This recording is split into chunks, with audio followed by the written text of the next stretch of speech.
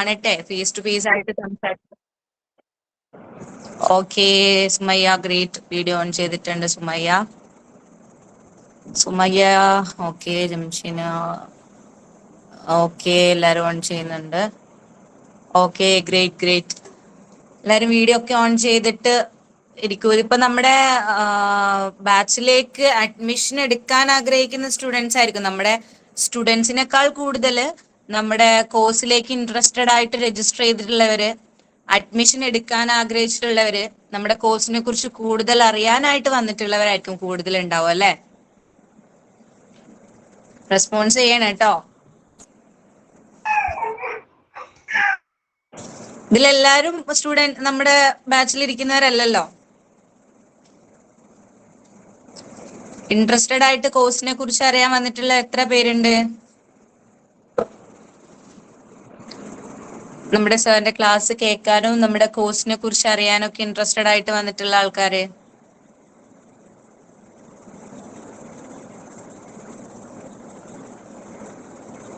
തനൂജ, അസ്മ, ആരും ഒന്നും മിണ്ടുന്നില്ലല്ലോ.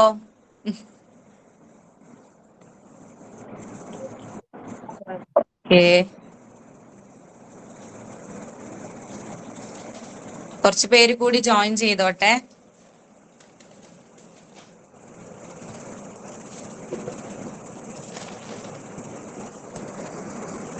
എന്റെ വോയിസ് റേഞ്ച് എല്ലാവർക്കും ക്ലിയർ അല്ലേ? റേഞ്ച് ഇഷ്യൂ കാര്യങ്ങളൊന്നും ഇല്ലല്ലോ?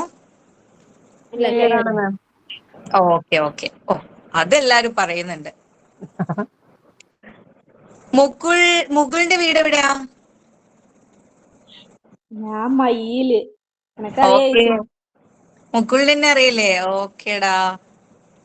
ആ, മുകുൾ നല്ല ഫേസ് പരിചയമുണ്ട്. നീ ആണെന്നുള്ള കാര്യം എനിക്ക് അറിയില്ലായിരുന്നു. നമ്മള് ഒരു നാട്ടുകാരാണ് കേട്ടോ. ഇപ്പോഴാണ് ഈ പ്ലാറ്റ്ഫോമിൽ ഇപ്പോഴാണ് മീറ്റ് ചെയ്യുന്നത്. സോ അതാണ് ഞാൻ എക്സൈറ്റഡ് ആയി ഇപ്പൊ വീഡിയോ ഓൺ ചെയ്ത് കണ്ടപ്പോ. എന്റെ ഫ്രണ്ടിന്റെ കൂടെ പഠിച്ച സിസ്റ്ററാണ്, ഫ്രണ്ടിന്റെ സിസ്റ്ററാണ് ആള്. മഞ്ജുവിന്റെ അനിയത്തിയാണ്. Okay okay. അറിയാം. എനിക്ക് നിന്റെ ഫേസ് കണ്ടപ്പോ എനിക്ക് ഓർമ്മ വന്നു.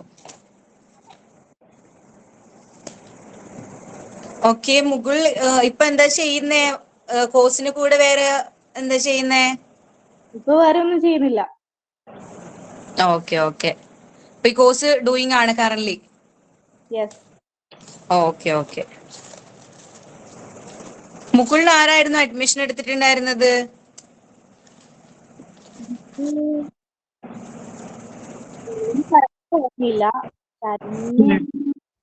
ഷംനയാണോ?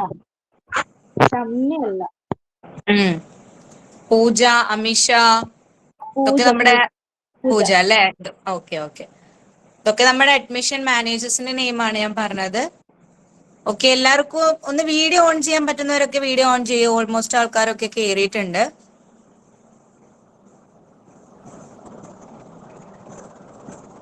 Okay, great great. Wait.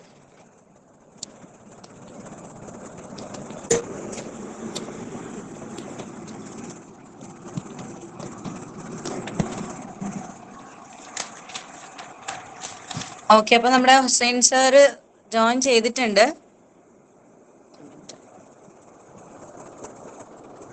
Hello sir. Hello sir, left ആയോ?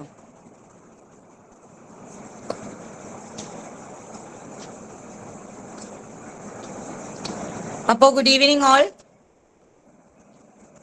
Good evening. Okay, good evening. Okay okay. അപ്പൊ നമ്മൾ ഇന്ന് ഈ ഒരു സെഷൻ, അതായത് നമ്മുടെ സിൻസ് ഓപ്പർച്യൂണിറ്റി ട്രെയിനിങ് പ്രോഗ്രാം ഇവിടെ കണ്ടക്ട് ചെയ്തിട്ടുള്ളത്, അതായത് നിങ്ങളുടെ മാനസിക സംഘർഷങ്ങൾ എങ്ങനെ മറികടക്കാം എന്നുള്ള വിഷയത്തെ കുറിച്ച് സംസാരിക്കാൻ വേണ്ടിയിട്ടാണ്. ഓക്കെ, അപ്പം ഓൾമോസ്റ്റ് ഹുസൈൻ സാറിന്റെ ക്ലാസ് നമ്മുടെ ബാച്ചില്, ഹുസൈൻ സാറിനെ നമ്മൾ പ്രത്യേകിച്ച് പരിചയപ്പെടുത്തണമെന്നില്ല. ഓൾമോസ്റ്റ് നമ്മുടെ ബാച്ചിലുള്ള അല്ലെങ്കിൽ നമ്മുടെ സിൻസ് അക്കാഡമിയിൽ ആദ്യം ജോയിൻ ചെയ്തിട്ടുള്ള സ്റ്റുഡൻസിന് സാറിന് നന്നായിട്ട് അറിയാം. അതുപോലെ തന്നെ സാറിന്റെ ക്ലാസ്സസ് ഒരുപാട് അറ്റൻഡ് ചെയ്തിട്ടുള്ള സ്റ്റുഡൻസ് ആണ് കൂടുതലും നമ്മുടെ ബാച്ചസിലുള്ളത്. ഓക്കെ, ഒരുപാട് മോട്ടിവേറ്റഡ് ആയിട്ടുള്ള പ്രോഗ്രാംസ് സാർ നമുക്ക് വേണ്ടി കണ്ടക്ട് ചെയ്ത് തന്നിട്ടുണ്ട്. ഓക്കെ, അപ്പോൾ ഇന്ന് സാറ് നിങ്ങളുടെ മാനസിക സംഘർഷങ്ങൾ എങ്ങനെ മറികടക്കാം എന്നുള്ള വിഷയത്തെ കുറിച്ച് സംസാരിക്കാൻ വേണ്ടിയിട്ടാണ് നിങ്ങളുടെ അടുത്തേക്ക് വന്നിട്ടുള്ളത്. അപ്പൊ ഇതിൽ കൂടുതൽ പേരും ഒരുപാട് ഡിഫറെന്റ് കാറ്റഗറീസ്, അതായത് ഡിഫറെന്റ് ടൈപ്സ് ഓഫ് എന്താ പറയുക ക്വാളിഫിക്കേഷൻ, അതുപോലെ തന്നെ ഒരുപാട് ഡിഫറെന്റ് ടൈപ്സ് ഓഫ് ബാക്ക്ഗ്രൗണ്ടിൽ നിന്ന് വന്നിട്ടുള്ളവരാണ്. ഇതിൽ പലരും കൂടുതലും കരിയർ ഗ്യാപ്പ് വന്നിട്ട് പോയിട്ടുള്ള ആൾക്കാരായിരിക്കും. ഒരേ അക്കാഡമിക് ഇയറിൽ പഠിക്കാൻ പറ്റാതെ മാരേജ് കാര്യങ്ങളൊക്കെ കഴിഞ്ഞ് കരിയർ ഗ്യാപ്പ് വന്നു, അപ്പോൾ പഠനം മുന്നോട്ട് കൊണ്ടുപോകാൻ പറ്റിയില്ല, ഒരു ജോലി സ്വന്താക്കാൻ പറ്റിയില്ല, ഒരു ഇന്റർവ്യൂ കാര്യങ്ങൾ എങ്ങനെ ഫേസ് ചെയ്യണം, കോൺഫിഡൻസ് ലെവൽ ബൂസ്റ്റ് ചെയ്യാൻ പറ്റിയില്ല, അല്ലെങ്കിൽ നമ്മുടെ കമ്മ്യൂണിക്കേഷൻ ലെവലും കാര്യങ്ങളൊക്കെ ഇംപ്രൂവ് ചെയ്യാൻ വേണ്ടി വന്നിട്ടുള്ളവരാണ്. സോ ഡെഫിനറ്റ്ലി നമ്മുടെ അഡ്മിഷൻ മാനേജേഴ്സ് നിങ്ങൾക്ക് നമ്മുടെ കോഴ്സിനെ കുറിച്ച് പറഞ്ഞിട്ടുണ്ടാവും, നമ്മുടെ അക്കാഡമിയെ കുറിച്ച് നിങ്ങൾ സംസാരിച്ചിട്ടുണ്ടാവും. അപ്പൊ അതിൽ കൺവിൻസ്ഡ് ആയിട്ടായിരിക്കും നിങ്ങൾ എല്ലാവരും രജിസ്ട്രേഷൻ എടുത്ത് അല്ലെ ഒരു ജോലി വാങ്ങണം, ഒരു കോഴ്സ് പഠിക്കണം എന്നുള്ള രീതിയിൽ വന്നിട്ടുണ്ടാവുക. അങ്ങനെയല്ലേ? ഹലോ, അതെ അതെ. ഓക്കെ. അപ്പോ ഇന്ററാക്ട് ചെയ്യാട്ടോ എല്ലാവരും കൂടുതൽ, അതായത് നിങ്ങൾ പരസ്പരം സംസാരിച്ച് നിങ്ങളുടെ ഡൗട്ട്സും കാര്യങ്ങളൊക്കെ ക്ലിയർ ചെയ്തുകൊണ്ട് പോകുമ്പോഴാണ് ഈ ഒരു സെഷൻ ഏറ്റവും അടിപൊളിയാവുക എന്നുള്ളത്. ഓക്കെ, അപ്പൊ നിങ്ങളുടെ ആ ഒരു ഡൗട്ട്സ് ഒക്കെ ക്ലിയർ ചെയ്യാൻ വേണ്ടിയിട്ടാണ് സിൻസിന്റെ അക്കാഡമിക് ടീം മുഴുവൻ, അതെ ഓക്കെ, മാനേജ്മെന്റ് മുഴുവൻ ഇപ്പൊ ഇങ്ങനെ ഒരു മീറ്റിംഗ് നിങ്ങൾക്കായിട്ട് കണ്ടക്ട് ചെയ്തിട്ടുള്ളത്. ഓക്കെ, അപ്പൊ നമുക്ക് പ്രോഗ്രാമിലോട്ട് കടക്കാം കേട്ടോ.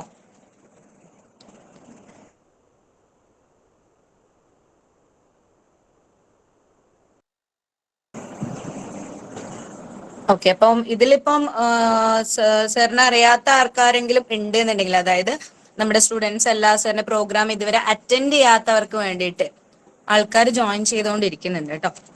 ഓക്കെ, അപ്പൊ നമ്മുടെ സ്റ്റുഡൻസ് അല്ലാതെ നമ്മുടെ സാറിന്റെ പ്രോഗ്രാംസ് ഇതുവരെ അറ്റൻഡ് ചെയ്യാത്തവർക്ക് ഞാൻ ഒന്നുകൂടി നമ്മുടെ സാറിനെ ഒന്ന് പരിചയപ്പെടുത്തി തരാം. ഓക്കെ, ഡോക്ടർ ഹുസൈൻ മേലാറ്റൂർ സാർ ഒരു NLP പ്രാക്ടീഷണർ ആണ്, psychologist, internationally certified corporate trainer ആണ്. ഓക്കെ, അപ്പൊ നമുക്ക് ആദ്യം തന്നെ സാറിന് ഈ ഒരു പ്രോഗ്രാമിലേക്ക് നമ്മൾ വെൽക്കം ചെയ്യാണ്. Sir, welcome to the show. Sir, welcome to the program. അതുപോലെ തന്നെ സിൻസിന്റെ management team, faculties, my dear students, എല്ലാവർക്കും പ്രോഗ്രാമിലേക്ക് welcome. Good evening. Good evening. Okay sir. കേൾക്കുന്നുണ്ടെങ്കിൽ ഒന്ന് ചാറ്റ് ബോക്സിൽ വരികയാണെങ്കിൽ നന്നാവും. അതല്ലെങ്കിൽ സർ ഓഡിബിൾ ആണ് സർ. ഓഡിബിൾ ആണ്. Okay. Yes. So good evening friends. ആദ്യം ഞാൻ എന്നൊന്ന് പരിചയപ്പെടുത്താം. മാഡം പരിചയപ്പെടുത്തിയിട്ടുണ്ട്. ഡോക്ടർ ഹുസൈൻ മേലാറ്റൂർ. ഞാനൊരു മൾട്ടി ടാസ്കർ ആണ്, consultant psychologist, international certified corporate trainer, European international യൂണിവേഴ്സിറ്റിയുടെ research supervisor, communicative English teacher, businessman, pharmaceutical കമ്പനിയിൽ സെയിൽസ് മാനേജർ എന്നീ വിവിധ തലങ്ങളിൽ ജോലി എടുക്കുന്നത് കൊണ്ട് സമൂഹത്തിലെ ഒരുവിധം എല്ലാ തുറകളിലുമുള്ള ആളുകളുമായി ഇന്ത്യക്കകത്തും പുറത്തും സംവദിക്കാൻ അവസരം കിട്ടാറുണ്ട്. ഇന്നത്തെ എൻ്റെ ഈ ട്രെയിനിങ് പ്രോഗ്രാം ഓൺലൈൻ സെഷൻ 5767 പ്രോഗ്രാമാണ്, അഥവാ 17,220 സെഷൻസ്, മണിക്കൂറുകൾ സെഷൻസ് ചെയ്തു കഴിഞ്ഞു. ഞാൻ നിങ്ങളുടെ മുമ്പിൽ എന്നെങ്കിലും പരിചയപ്പെടുത്തുന്നത് ഞാനൊരു വലിയ സംഭവമാണ് എന്ന് പറയാനല്ല. എന്നെ സംബന്ധിച്ചിടത്തോളം ഓരോ ക്ലാസ്സുകളും ഓരോ പരിചയപ്പെടലുകളും എനിക്ക് ജീവിതത്തിൽ എന്തെങ്കിലും ഒരു ഉപകാരം അതുകൊണ്ടുണ്ടാവുന്നുണ്ട് എന്ന് വിശ്വസിക്കുന്നു. ആ വിശ്വാസം ഇവിടെ നഷ്ടപ്പെടാൻ പാടില്ല.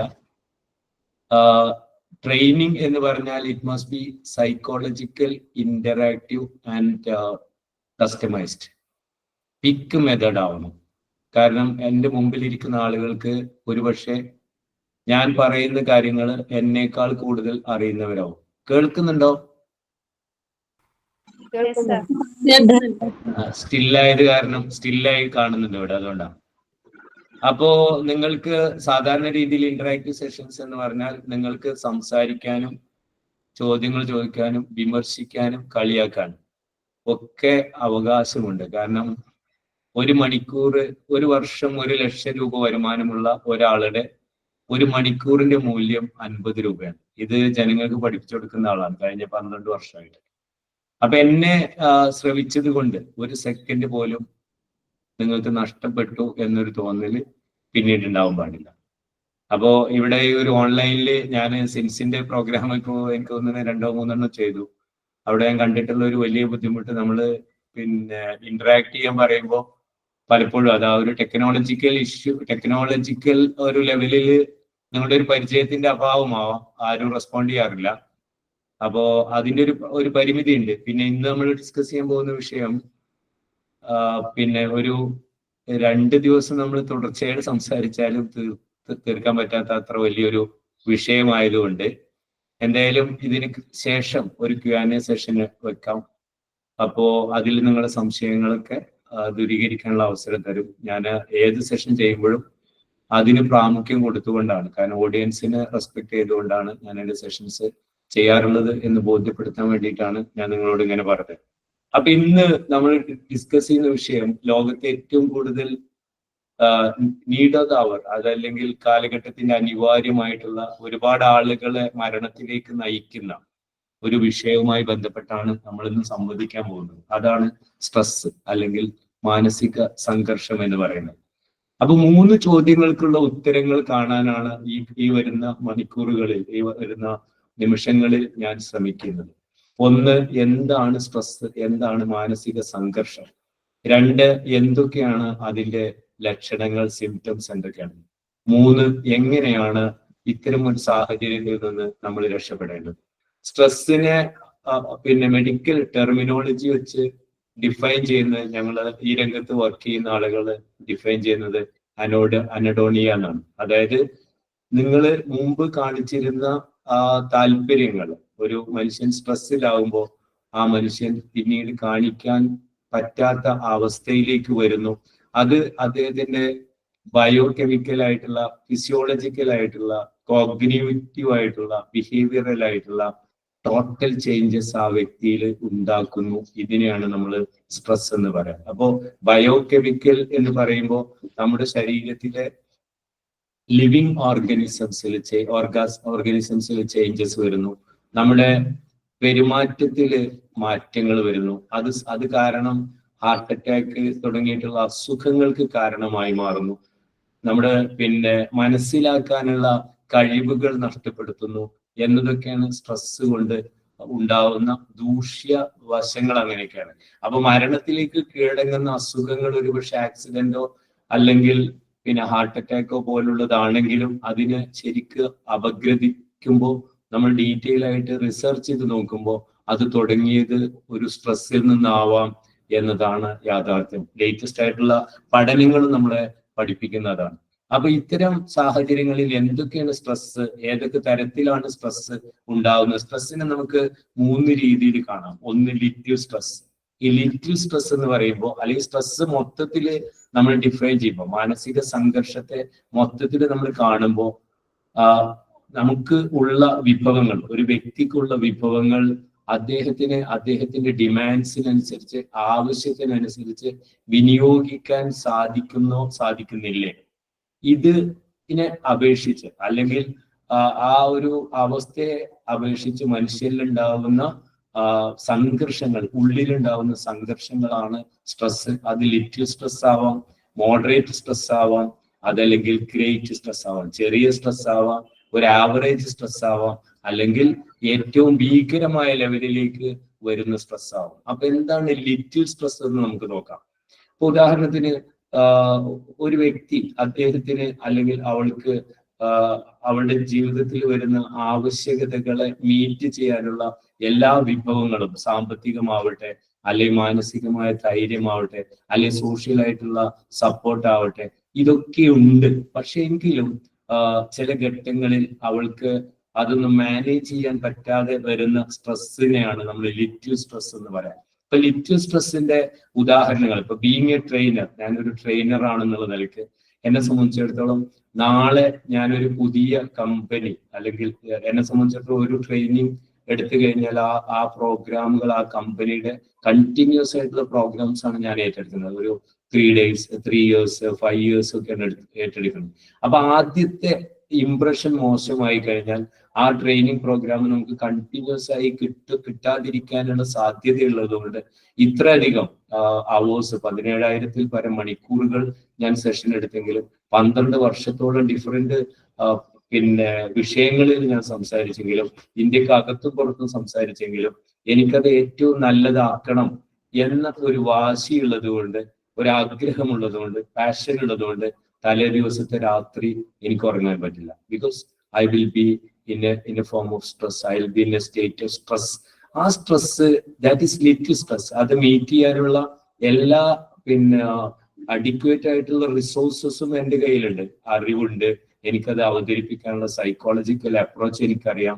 എനിക്ക് എൻ്റെ മുമ്പിലിരിക്കുന്ന ഓഡിയൻസ് അവരെന്താണ് ടൈംലി ആവശ്യപ്പെടുന്നത് അത് കൊടുക്കാൻ കഴിയാം, അട്രാക്ട് ചെയ്യാൻ കഴിയാം, വോയിസ് മോഡുലേഷൻ അറിയാം. പക്ഷെ എങ്കിലും ഏറ്റവും നന്നാക്കണം എന്ന ഒരു അമിതമായ ആഗ്രഹം ഉണ്ടാവുമ്പോൾ എനിക്കുണ്ടാവുന്ന സ്ട്രെസ്, ആ ലിറ്റിൽ സ്ട്രെസ് സത്യത്തിൽ പോസിറ്റീവാണ്. കാരണം ഞാൻ എന്നെ ഒന്നുകൂടി നന്നാക്കുക, ഒന്നുകൂടി ഇംപ്രൂവ് ചെയ്യാനുള്ള ഒരു സാഹചര്യം എനിക്ക് അതിലൂടെ ഉണ്ടാവുകയാണ്. ഞാനപ്പോ ചിലപ്പോൾ രാത്രി ഞാൻ 2 മണിക്കൊക്കെ എണീറ്റുന്ന പുസ്തകം എടുക്കുകയോ വായിക്കുകയൊക്കെ ചെയ്യാറുണ്ട്. അപ്പൊ ദിസ് ഈസ് വാട്ട് ഈസ് ഒരു പേഴ്സണാലിറ്റി. ഒരു വ്യക്തിക്ക് ഇത്തരത്തിലുള്ള സ്ട്രെസ് ഉണ്ടാവുന്നത് ഒരു പരിധി വരെ നല്ലതാണ്.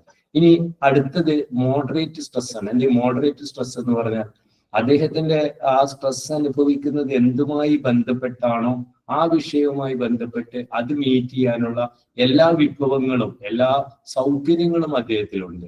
പക്ഷെ എങ്കിലും ആ സ്ട്രെസ് വരുന്ന ഘട്ടത്തിൽ അത് കുറച്ചുകൂടി അദ്ദേഹത്തിന്റെ ആ ഒരു റൊട്ടീനെ ദിനേന ചെയ്യുന്ന പ്രവർത്തനങ്ങളെ കുറച്ചു നേരം ഒന്ന് അത് താളം തെറ്റിക്കുന്നു. ഉദാഹരണത്തിന് ഭക്ഷണം കഴിക്കാതിരിക്കുക, അല്ലെ ഉറക്കം വരാതിരിക്കുക, കുറച്ചൊക്കെ ആളുകളോട് ദേഷ്യപ്പെടുക തുടങ്ങിയിട്ടുള്ള ഒരു സ്വഭാവ ഒരു ഒരു ഒരു ഒരു മാറ്റം, ഒരു ചേഞ്ച് അദ്ദേഹത്തിൽ ഉണ്ടാവുന്നു, അദ്ദേഹത്തിന്റെ ശരീരത്തിൽ ഉണ്ടാവുന്നു, അദ്ദേഹത്തിന്റെ പെരുമാറ്റത്തിൽ ഉണ്ടാവുന്നു. അതേപോലെ അദ്ദേഹം വായിക്കുമ്പോൾ ചിലപ്പോൾ ഒരു 1/2 മണിക്കൂർ കൊണ്ട് അദ്ദേഹത്തിന് ലോങ് ടൈം മെമ്മറിയിലേക്ക് കൊണ്ടുപോകാൻ കഴിയുന്ന കാര്യങ്ങൾ 1/2 മണിക്കൂർ കൊണ്ട് അദ്ദേഹത്തിന് മനസ്സിലാവാതെ പോകുന്നു. ഐറോണിക് പ്രോസസ്സിലേക്ക് വരുന്നു. കാരണം ഏകാഗ്രത നഷ്ടപ്പെട്ട് വേറെ എന്തെങ്കിലുമൊക്കെ ചിന്തകൾ അദ്ദേഹത്തിന് മനസ്സിലേക്ക് വരുന്നു. അപ്പൊ ഉണ്ടാവുന്ന സ്ട്രെസ്സിനെ നമുക്ക് അതിന്റെ അടുത്ത തരത്തിലേക്ക്, അത് മോഡറേറ്റ് സ്ട്രെസ്, അതല്ലെങ്കിൽ ആവറേജ് സ്ട്രെസ് എന്ന് വേണമെങ്കിൽ പറയാം.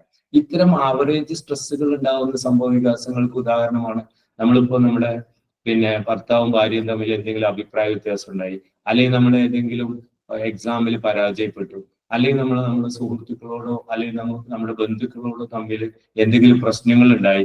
അപ്പൊ ഉണ്ടാകുന്ന സ്ട്രെസ്സിനെ നമുക്ക് ഒരു മോഡറേറ്റ് സ്ട്രെസ് എന്ന ഗണത്തിൽപ്പെടുത്താം. പക്ഷെ ഇനി പറയാൻ പോകുന്ന stress, that is great stress. ഒരു വ്യക്തിയെ സംബന്ധിച്ചിടത്തോളം അദ്ദേഹത്തിന് റിസോഴ്സസ് തികയുന്നില്ല. അദ്ദേഹത്തിന്റെ ആവശ്യങ്ങൾക്കനുസരിച്ച്, അദ്ദേഹത്തിന്റെ ഡിമാൻഡുകൾക്കനുസരിച്ച് അദ്ദേഹത്തിന്റെ ജീവിതത്തിൽ വരുന്ന പ്രതിസന്ധികളെ തരണം ചെയ്യാനുള്ള സൗകര്യങ്ങൾ ഇല്ലാതെ വരുമ്പോൾ ഒരു വ്യക്തി അനുഭവിക്കുന്ന സ്ട്രെസ്സിനെയാണ് നമ്മൾ ഗ്രേറ്റ് സ്ട്രെസ് എന്ന് പറയുക. അപ്പൊ സ്ട്രെസ് 3 തരത്തിലാണ്: ലിറ്റിൽ സ്ട്രെസ്, മോഡറേറ്റ് സ്ട്രെസ്, അതേപോലെ തന്നെ ഗ്രേറ്റ് സ്ട്രെസ്. ഈ ലിറ്റിൽ സ്ട്രെസ്സും മോഡറേറ്റ് സ്ട്രെസ്സും ഒരു വ്യക്തിക്ക് ഒരുപക്ഷെ വലിയ ബുദ്ധിമുട്ടൊന്നുമില്ലാതെ ഡീൽ ചെയ്യാൻ പറ്റുന്ന സ്ട്രെസ്സുകളാണ്. സ്ട്രെസ് ടൈപ്സ് എന്ന് പറയുന്നത് ഒന്ന് ക്രോണിക് സ്ട്രെസ് എന്ന് പറയുമ്പോൾ റിപ്പീറ്റഡ് ആയിട്ട്, അതായത് തുടർച്ചയായിട്ട് ഒരു മനുഷ്യന് മാനസിക സംഘർഷം അനുഭവിക്കുന്ന ഘട്ടങ്ങൾ ജീവിതത്തിൽ ഉണ്ടാവുന്നുണ്ടെങ്കിൽ നമുക്ക് ആ സ്ട്രെസ്സിനെ ക്രോണിക് സ്ട്രെസ് എന്ന് പറയാം. അതേപോലെ തന്നെ അക്യൂട്ട് സ്ട്രെസ് ചില ഘട്ടങ്ങളിൽ ഉണ്ടാവുന്നു, അത് സ്വാഭാവികമായും അതിന്റെ ആ ഗ്രാവിറ്റി കുറയുകയും കൂടുകയും ചെയ്യുന്നു. എന്നാൽ സിവിയർ അക്യൂട്ട് സ്ട്രെസ് ചിലപ്പോഴൊക്കെയാണ് മാനസിക സംഘർഷങ്ങളിലേക്ക് നമ്മൾ പോകുന്നത്.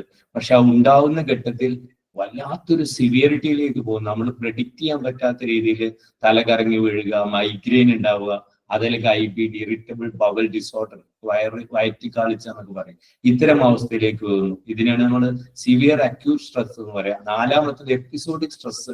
Strong stress happens regularly.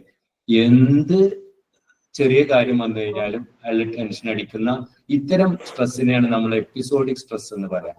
അപ്പോ ഇങ്ങനെ 4 തരത്തിലുള്ള സ്ട്രെസ്സസിലൂടെയാണ് മനുഷ്യന്റെ ജീവിതം മുന്നോട്ട് പോയിക്കൊണ്ടിരിക്കുന്നത്. ഇന്ന് ഏറ്റവും ലേറ്റസ്റ്റ് ആയിട്ടുള്ള കണക്കുകൾ എടുത്തു നോക്കിക്കഴിഞ്ഞാൽ മാനസിക ആരോഗ്യ രംഗത്ത് ഏകദേശം 60% ആളുകളും പ്രശ്നങ്ങൾ അനുഭവിച്ചു കൊണ്ടിരിക്കുന്നു എന്നതാണ് ഒരു യാഥാർത്ഥ്യം. ഇതിന് വ്യക്തമായ ട്രീറ്റ്മെന്റോ വ്യക്തമായ പരിഹാര നിർദ്ദേശങ്ങളോ അല്ലെങ്കിൽ പരിഹാരങ്ങളോ കിട്ടാതെ ജീവിക്കുന്ന ആളുകളാണ് സമൂഹത്തിൽ കൂടുതൽ എന്നുള്ളത് 2012 മുതൽ കൺസൾട്ടന്റ് സൈക്കോളജിസ്റ്റ്, അതായത് നോ റിസൾട്ട് നോ പേയ്മെന്റ്, എന്റെ മുമ്പിൽ വരുന്ന ഒരു കേസ് അതിന് പരിഹാരം കണ്ടിട്ടില്ലെങ്കിൽ അതിന് ഒരു സിറ്റിങ്ങിൽ പരിഹാരം കണ്ടിട്ടില്ലെങ്കിൽ അതിന് പേയ്മെന്റ് വാങ്ങുന്നില്ല എന്ന രീതിയിൽ ഇന്ന് കേരളത്തിൽ പ്രാക്ടീസ് ചെയ്യുന്ന സൈക്കോളജിസ്റ്റുകൾ വളരെ കുറവാകും. അങ്ങനത്തെ ഒരു സൈക്കോളജിസ്റ്റ് ആയതുകൊണ്ട് എനിക്ക് പറയാൻ പറ്റും ബഹുഭൂരിപക്ഷം ആളുകൾക്കും ഇതിന് സൊല്യൂഷൻ കിട്ടുന്നില്ല. ഇനി എന്താണ് ഇത്തരം സ്ട്രെസ്സുകളിലേക്ക് മനുഷ്യനെ നയിക്കുന്നത് എന്താണ്? ഒന്നാമത്തെ കാരണം PTSD എന്ന് പറയാം. PTSD എന്ന് പറയുമ്പോൾ പോസ്റ്റ് ട്രോമാറ്റിക് സ്ട്രെസ് ഡിസോർഡർ എന്ന് പറയും. പോസ്റ്റ് ട്രോമാറ്റിക് സ്ട്രെസ് ഡിസോർഡർ നിങ്ങളുടെ ലൈഫിൽ എന്തെങ്കിലും ഒരു സംഗതി ഒരു പക്ഷേ നിങ്ങളുടെ കുട്ടിക്കാലത്തോ അല്ലെങ്കിൽ നിങ്ങളുടെ ജീവിതത്തിൽ എപ്പോഴെങ്കിലും സംഭവിച്ചിട്ടുണ്ടെങ്കിൽ ആ സാധനം നിങ്ങളെ വീണ്ടും വീണ്ടും അലട്ടിക്കൊണ്ടിരിക്കുകയും നമ്മുടെ ജീവിതത്തിൽ റൊട്ടീനായിട്ട് നമ്മൾ ചെയ്യേണ്ട പല കാര്യങ്ങളും ചെയ്യാൻ കഴിയാതിരിക്കുകയും പല മേഖലകളിലും നമ്മൾ പരാജയപ്പെടുകയും ചെയ്യുന്ന ആ അവസ്ഥ സൃഷ്ടിക്കുന്നതിന്റെ ഒരു പ്രധാനപ്പെട്ട കാരണം പോസ്റ്റ് ട്രോമാറ്റിക് സ്ട്രെസ് ഡിസോർഡർ ആണ്. പോസ്റ്റ് ട്രോമാറ്റിക് സ്ട്രെസ് ഡിസോർഡറിന്റെ ഒരു എക്സ്പീരിയൻസ് ഷെയർ ചെയ്യുമ്പോൾ ഞാൻ ഒരുപക്ഷെ എന്നെ കഴിഞ്ഞ പ്രാവശ്യം കേട്ടവര് ഒരുപക്ഷെ കേട്ട സ്റ്റോറി തന്നെയാവാം. ഒരു സൈക്കോളജിസ്റ്റ്, അതായത് വൈഫ് സൈക്കോളജിസ്റ്റും ഹസ്ബൻഡ് എഞ്ചിനീയറും, ഇവര് രണ്ടുപേരും വിദേശത്താണ് ജോലി ചെയ്യുന്നുണ്ട്. കഴിഞ്ഞ 1.5 വർഷമായിട്ട് അവര് മാരീഡ് ആണ്. പക്ഷെ 1.5 വർഷമായിട്ട് കുട്ടികൾ ഉണ്ടാവുന്നില്ല. അപ്പൊ സ്വാഭാവികമായിട്ടും ഒരു പാട്രിയാർക്കൽ സൊസൈറ്റിയിൽ നമ്മുടെയൊക്കെ പാരമ്പര്യ ആ ഒരു ലെവലിൽ വിശ്വസിക്കുന്ന സമൂഹങ്ങളിൽ 1.5 വർഷമായിട്ട് കുട്ടികളില്ലെങ്കിൽ ഈ കപ്പിൾസിനേക്കാൾ ഏറ്റവും വലിയ പ്രോബ്ലം ഉണ്ടാവുന്നത് ഫാമിലി മെമ്പേഴ്സിനും അതേപോലെ അവരുടെ റിലേറ്റീവ്സിനും ഒക്കെ ആവും. അപ്പോൾ അത് വലിയ ചോദ്യമായി അവസാനം ചർച്ചകളായി വന്നപ്പോഴാണ് മനസ്സിലാവുന്നത് ഇവര് തമ്മിൽ ഇന്റർ കോഴ്സ് നടക്കാറില്ല. അങ്ങനെ പല ഡോക്ടേഴ്സിനെയും കണ്ടു. ഒടുവിൽ എന്നെ കാണാൻ അവർ വന്നു. അപ്പോൾ ഞാൻ എന്നെ ബുക്ക് ചെയ്യുന്ന സമയത്ത് ഞാൻ പറഞ്ഞു 3 സംഗതികളാണ് ഉണ്ടാവുക. അതായത് അവര് ഇൻസേഷൻ സമ്മതിക്കുന്നില്ല, ഇൻസേഷൻ ഫോബിയ എന്നതാണ് അത് അവസ്ഥ എന്ന് എനിക്ക് അവരുടെ ആ ഒരു അവസ്ഥ എന്നോട് ഫോണിലൂടെ പറയുമ്പോൾ എനിക്ക് മനസ്സിലായി. ഞാൻ പറഞ്ഞു 3 കാരണങ്ങളാണ് ഉണ്ടാവുക. ഒന്ന് ഈ സെക്ഷൽ ഓർഗൻ ഇല്ലാതിരിക്കുക, ബൈ ബർത്ത് അവർക്ക് അത് ഇല്ലാതിരിക്കുക. രണ്ടാമത്തേത് എന്തെങ്കിലും പോളിപ്പോ എന്തെങ്കിലുമൊക്കെ ഓർഗനിൽ ഉണ്ടാവുക. മൂന്നാമത്തേത് ഇൻസേഷൻ ഫോബിയ. ഇതിൽ ആദ്യത്തെ 2ഉം അല്ല എന്ന് നിങ്ങളൊരു കൺസൾട്ടന്റ് ഗൈനക്കോളജിസ്റ്റിനെ കാണിച്ച് അതല്ല എന്ന് ഉറപ്പ് വരികയാണെങ്കിൽ, മൂന്നാമത്തെ പ്രശ്നമാണെങ്കിൽ എനിക്ക് മാറ്റാൻ പറ്റും. അപ്പോൾ ഗൈനക്കോളജിസ്റ്റിനെ കണ്ടു, അവരെന്റെ അടുത്ത് വന്നു നോക്കുമ്പോൾ ഇൻസേഷൻ ഫോബിയാണ് സംഭവം. എന്തുകൊണ്ട് ഇൻസേഷൻ ഫോബിയ? അതായത് അവര് ഇന്റർകോഴ്സിന് സമ്മതിക്കുന്നില്ല എന്ന് ചോദിച്ചാൽ, ആ പെൺകുട്ടി ഒരു 6ാം ക്ലാസ്സിലോ 5ാം ക്ലാസ്സിലോ മദ്രസയിലോ അങ്ങനെ പഠിക്കുന്ന സമയത്ത് ആ കുട്ടി ക്രൂരമായ സെക്ഷൽ അബ്യൂസിന്, റേപ്പിന് വിധേയമായിട്ടുണ്ടായിരുന്നു. അപ്പോ ഈ കുട്ടിക്ക് ആ പ്രായത്തില് ഇതെന്താണ് സംഭവിക്കുന്നതെന്ന് പോലും പറയാൻ കഴിയില്ല, അതെന്താണെന്ന് അറിയില്ല. പക്ഷെ ആ വ്യക്തി ആ വീട്ടിലെ ഒരു സ്ഥിര സന്ദർശകനായിരുന്നു. ഈ കുട്ടി വാവിട്ട് കരയുമ്പോൾ ആ കുട്ടിയുടെ വായ പൊത്തിയിട്ട് കത്തി കാണിച്ചു കൊടുക്കുന്ന ആ രംഗം, കുട്ടി ബ്ലഡൊക്കെ വന്ന് വല്ലാത്തൊരു അവസ്ഥയിലായിരുന്നു.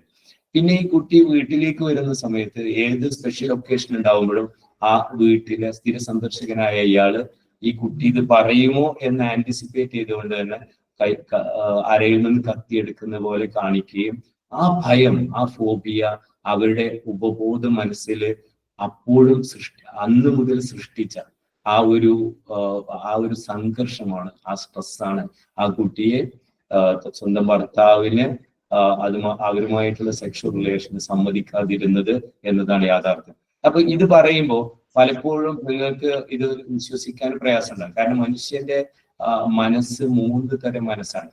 3 ഇമാജിനറി ഫേസസ് ഉണ്ട് നമ്മുടെ മനസ്സിന്. 1 conscious mind, 2 sub conscious mind, 3 unconscious mind. ശരിക്കും ഇതൊരു പീസ് ഓഫ് ഫോഗ് പോലെയാണ്, ഒരു മഞ്ഞ് പാളി പോലെയാണ്. 10-15% മാത്രമാണ് വെള്ളത്തിന്റെ മുകളിൽ നിൽക്കുന്നത്, ബാക്കി മുഴുവൻ എന്താണ്?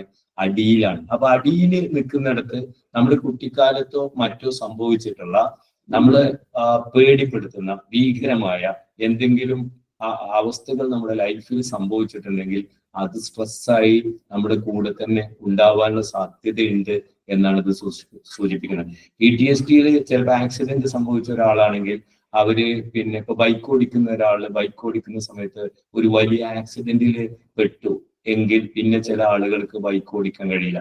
അതേപോലെ എന്തെങ്കിലും ചിലർ ക്ലോസ്ട്രോഫോബിയ, അഗ്രോഫോബിയ, ഉയരങ്ങളിലേക്ക് കയറാൻ പറ്റില്ല, അടഞ്ഞ റൂമിൽ ഇരിക്കാൻ പറ്റില്ല, പിന്നെ അതേപോലെ ലിഫ്റ്റ് കയറാൻ പറ്റില്ല തുടങ്ങിയിട്ടുള്ള അവസ്ഥകളൊക്കെ വരുന്നതിന് കാരണം അവരുടെ ലൈഫിൽ ഇത്തരത്തിലുള്ള എന്തെങ്കിലും ഒരു ട്രോമാറ്റിക് ഇൻസിഡന്റ് ഉണ്ടായിട്ടുണ്ടാവും, അല്ലെങ്കിൽ എന്തെങ്കിലും ട്രോമാറ്റിക് ഇൻസിഡന്റ് സംഭവിക്കുന്നത് അവരുടെ ലൈഫിൽ അവര് സാക്ഷിയായിട്ടുണ്ടാവും. ഇപ്പോ ഈ മലപ്പുറം ജില്ലയിൽ തന്നെ ഒരു വ്യക്തി, അദ്ദേഹം വളരെ ധനാഢ്യനാണ്. പക്ഷെ അദ്ദേഹത്തിന്റെ മക്കളെ ഗൾഫിലേക്ക് പോയി തിരിച്ചു വരുമ്പോൾ വാപ്പാനൊന്ന് ഹജ്ജിന് കൊണ്ടുപോകണമെന്ന് വിചാരിച്ചു. പക്ഷെ ഇയാൾ പോകുന്നില്ല.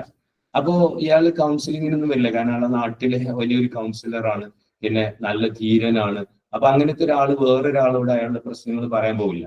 ഇയാൾ പോകാൻ വേണ്ടി തീരുമാനിച്ചു, വീട്ടുകാരുടെയും അല്ലെങ്കിൽ അദ്ദേഹത്തിന്റെ ഫ്രണ്ട്സിന്റെയൊക്കെ നിർബന്ധത്തിന് വഴി വിദേശത്തേക്ക് പോകാമെന്ന് തീരുമാനിച്ചു. പക്ഷെ പിന്നെ അദ്ദേഹം ഒറ്റയ്ക്കിരിക്കുന്നു, അദ്ദേഹം ഭക്ഷണം കഴിക്കുന്നില്ല, അദ്ദേഹത്തിന്റെ ശരീരം ഭാരം കുറഞ്ഞു വരുന്നു. മക്കളെ അനുനയിപ്പിച്ച എൻ്റെ അടുത്ത് കൊണ്ടുവരുമ്പോഴാണ് ചില സത്യങ്ങളും കൂടി ഞാൻ മനസ്സിലാക്കിയത്. അദ്ദേഹം ലാട്രിനിൽ ഇരിക്കുമ്പോൾ വാതില് തുറന്നിരിക്കുന്നു. അയാൾ ബസ്സിൽ കയറി കഴിഞ്ഞാൽ അയാൾ സ്റ്റെപ്പിലാണ് നിൽക്കുന്നത്, ബസ്സിൽ സീറ്റിൽ ഇരിക്കുന്നില്ല. അപ്പൊ ഇദ്ദേഹം എന്തുകൊണ്ട് ഇങ്ങനെ, അതായത് സൈക്കോളജിസ്റ്റ് എന്നുള്ള നിലയ്ക്ക് അല്ലെങ്കിൽ ഒരു ഡോക്ടറെ അടുത്ത് നമ്മൾ പോകുമ്പോൾ സൊല്യൂഷൻ മാത്രം പറഞ്ഞാൽ പോരാ, അസുഖം എന്താണെന്ന് പറഞ്ഞു തരണം, അസുഖം ഉണ്ടാവാനുള്ള കാരണം എന്താണെന്ന് പറഞ്ഞു കൊടുക്കണം. ഈ 2-3 കാര്യങ്ങൾ പറഞ്ഞു കൊടുക്കുമ്പോഴാണ് ഞാൻ അദ്ദേഹത്തോട്, അത് എന്റെ മുമ്പിൽ വരുന്ന ക്ലയന്റിന്റെ അവകാശമാണ്, അത് ഞാൻ കൊടുക്കുന്ന ഔദാര്യമല്ല, ഈ 3 കാര്യങ്ങളും നമുക്ക് അറിയേണ്ടതുണ്ട്. അത് നമ്മൾ കൊടുക്കുന്ന ഫീസിൽ അത് നമ്മൾ കിട്ടേണ്ടത് നമ്മുടെ സേവനാവകാശ നിയമപ്രകാരം നിർബന്ധമാണ്. അപ്പൊ അദ്ദേഹത്തിന്റെ പ്രശ്നം എന്താണ്? അദ്ദേഹം അനുഭവിക്കുന്നത് ജനറൽ ആങ്സൈറ്റി ഡിസോർഡർ ആണ്. എന്തുകൊണ്ടാണ് ഈ ഡിസോർഡർ വന്നത്?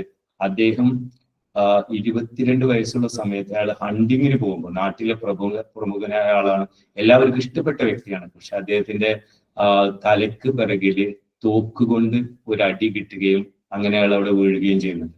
അപ്പോ ഇത് ഇത്രയും അറിയപ്പെടുന്ന എല്ലാവരുടെയും ഇഷ്ടഭോജനമായി ഇദ്ദേഹത്തിന് ആരാണ് ശത്രു? നേരിട്ടൊരു ശത്രു ഇല്ല. ആ ശത്രു ആരാണെന്ന് എന്നെ കാണുന്നത് വരെ, അത്രയും കാലമായിട്ട് 68 വയസ്സായ ആളായിട്ട് പോലും അദ്ദേഹത്തിന് ഇതുവരെ കണ്ടെത്താൻ കഴിഞ്ഞില്ല. അപ്പൊ കാണുന്ന ഒരു ശത്രുവിനെ എനിക്ക് നേരിടാൻ പറ്റും, കാണാത്തൊരു ശത്രു ഉണ്ടെങ്കിൽ ഞാൻ എന്ത് ചെയ്യും? അങ്ങനെ ആ കാണാത്ത ശത്രു അയാളുടെ ഉപബോധ മനസ്സിൽ സൃഷ്ടിച്ച ആ ട്രോമ സൃഷ്ടിച്ച പ്രശ്നമാണ് അദ്ദേഹത്തെ സ്ട്രെസ്സിലേക്ക് കൊണ്ടുപോകുന്നത്. അപ്പൊ ഇപ്പൊ അയാൾ ചിന്തിക്കുന്ന എന്താണ്? ഞാനിപ്പോ ഈ ലാറ്ററിന്റെ ഡോർ തുറന്നു വെച്ച് ഇരിക്കുന്നു, ഇതൊന്നും ഞാൻ ഫ്ലൈറ്റിൽ യാത്ര ചെയ്യുമ്പോൾ പറ്റുന്നതല്ല. അപ്പൊ അങ്ങനെ പോകുമ്പോൾ ഞാൻ എന്ത് ചെയ്യും? ആന്റിസിപ്പേറ്റീവ് സ്ട്രെസ് ആണ് അദ്ദേഹം അനുഭവിച്ചിരുന്നത്. അത് അദ്ദേഹത്തിന് മനസ്സിലാക്കി കൊടുത്ത് അദ്ദേഹത്തെ അതിൽ നിന്ന് രക്ഷപ്പെടുത്താൻ കഴിയും. ഇങ്ങനത്തെ 100 കണക്കിന് എക്സ്പീരിയൻസസ് പോസ്റ്റ് ട്രോമാറ്റിക് സ്ട്രെസ്സുമായിട്ട് ബന്ധപ്പെട്ട് എനിക്ക് നിങ്ങളോട് പറയാൻ പറ്റും. രണ്ടാമത്തത് ട്രിപ്പിൾ ഇ ആണ്. ട്രിപ്പിൾ ഇ എന്ന് പറയുമ്പോൾ എൻവയോൺമെന്റ്, ഫാമിലി, അതേപോലെ education. Environment, experience and education. നിങ്ങൾ എങ്ങനെയാണ് വളർന്നത്? നിങ്ങൾ ഏത് അച്ഛന്റെയും അമ്മയുടെയും മകളായിട്ടാണ് നിങ്ങൾ വളർന്നത്? 2 വയസ്സ് മുതൽ 6 വയസ്സ് വരെ ഏർലി ചൈൽഡ്ഹുഡിൽ ഏത് തരത്തിലുള്ള ശിക്ഷണങ്ങളാണ് നിങ്ങൾക്ക് വീട്ടിൽ നിന്ന് കിട്ടിയത്? നിങ്ങളൊരു ഹിറ്റ്ലർ പാരന്റിന്റെ ചൈൽഡ് ആയിരുന്നോ? അതോ നിങ്ങളൊരു ബുഫേ പാരന്റിന്റെ ചൈൽഡ് ആയിരുന്നോ? അതോ നിങ്ങളൊരു ATM പാരന്റിന്റെ ചൈൽഡ് ആയിരുന്നോ? അതോ നിങ്ങൾ ഒരു ഹെലികോപ്റ്റർ പാരന്റിങ് സ്റ്റൈലാണോ നിങ്ങൾക്ക് കിട്ടിയത്? ഇതൊക്കെ വളരെ ഡീറ്റെയിൽ ആയിട്ട് സംസാരിക്കാനുള്ള വിഷയമാണ്. എങ്കിലും ഞാൻ പറയാണ്, ഹിറ്റ്ലർ പാരന്റ് പേടിപ്പിച്ച് വളർത്തുന്ന രീതിയിലാണോ നിങ്ങളെ കുട്ടിക്കാലത്ത് വളർത്തിയത്? തീർച്ചയായിട്ടും അങ്ങനെയുള്ള പാരന്റിങ് സ്റ്റൈലിനെയാണ് നമ്മൾ ഹിറ്റ്ലർ പാരന്റ് എന്ന് പറയാം. ഹിറ്റ്ലർ പാരന്റിങ് സ്റ്റൈലിലൂടെ വളർന്നു വന്ന ഒരു കുട്ടിയെ സംബന്ധിച്ചിടത്തോളം അദ്ദേഹം ആ കുട്ടി വളർന്നു വരുമ്പോൾ ഒന്നുകിൽ വലിയൊരു ക്രിമിനലായി മാറും, അല്ലെങ്കിൽ NDD, നേച്ചർ ഡെഫിസിറ്റ് ഡിസോർഡർ എന്ന അവസ്ഥയിലേക്ക് വരും. നേച്ചർ ഡെഫിസിറ്റ് ഡിസോർഡർ എന്ന് പറഞ്ഞാൽ സമൂഹത്തിലേക്ക് ഇറങ്ങാൻ പേടി, എല്ലാറ്റിനോടും ഭയം, ആ ഒരു രീതിയിലേക്ക് വരും. അതല്ല, നിങ്ങളൊരു എന്താ പറയാ, വലിയ മനുഷ്യന്റെ ശരീരവും, പീറ്റർ പാൻ സിൻഡ്രം, ചെറിയ കുട്ടികളുടെ മനസ്സുള്ള ഒരു വ്യക്തിയായിട്ട് മാറും. അപ്പോ ഹിറ്റ്ലർ പാരന്റിങ് വരുമ്പോൾ അങ്ങനെയാണ് ഉണ്ടാവുന്നത്. ഇനി ബുഫേ സ്റ്റൈൽ പാരന്റിങ്, ഏത് സമയത്തും എങ്ങോട്ട് വേണമെങ്കിൽ പോകാം, ആരോട് പോലും വേണമെങ്കിൽ സംസാരിക്കാം, ഏത് തരത്തിലുള്ള ആളുകളോടുമായി കൂട്ടുകൂടാം, ഒരു നിയന്ത്രണവും ഇല്ലാതെയാണ് നിങ്ങളെ വളർത്തിയെങ്കിൽ നിങ്ങൾ ഒരു ലക്ഷ്യബോധവും ഇല്ലാത്ത ആളായി മാറും.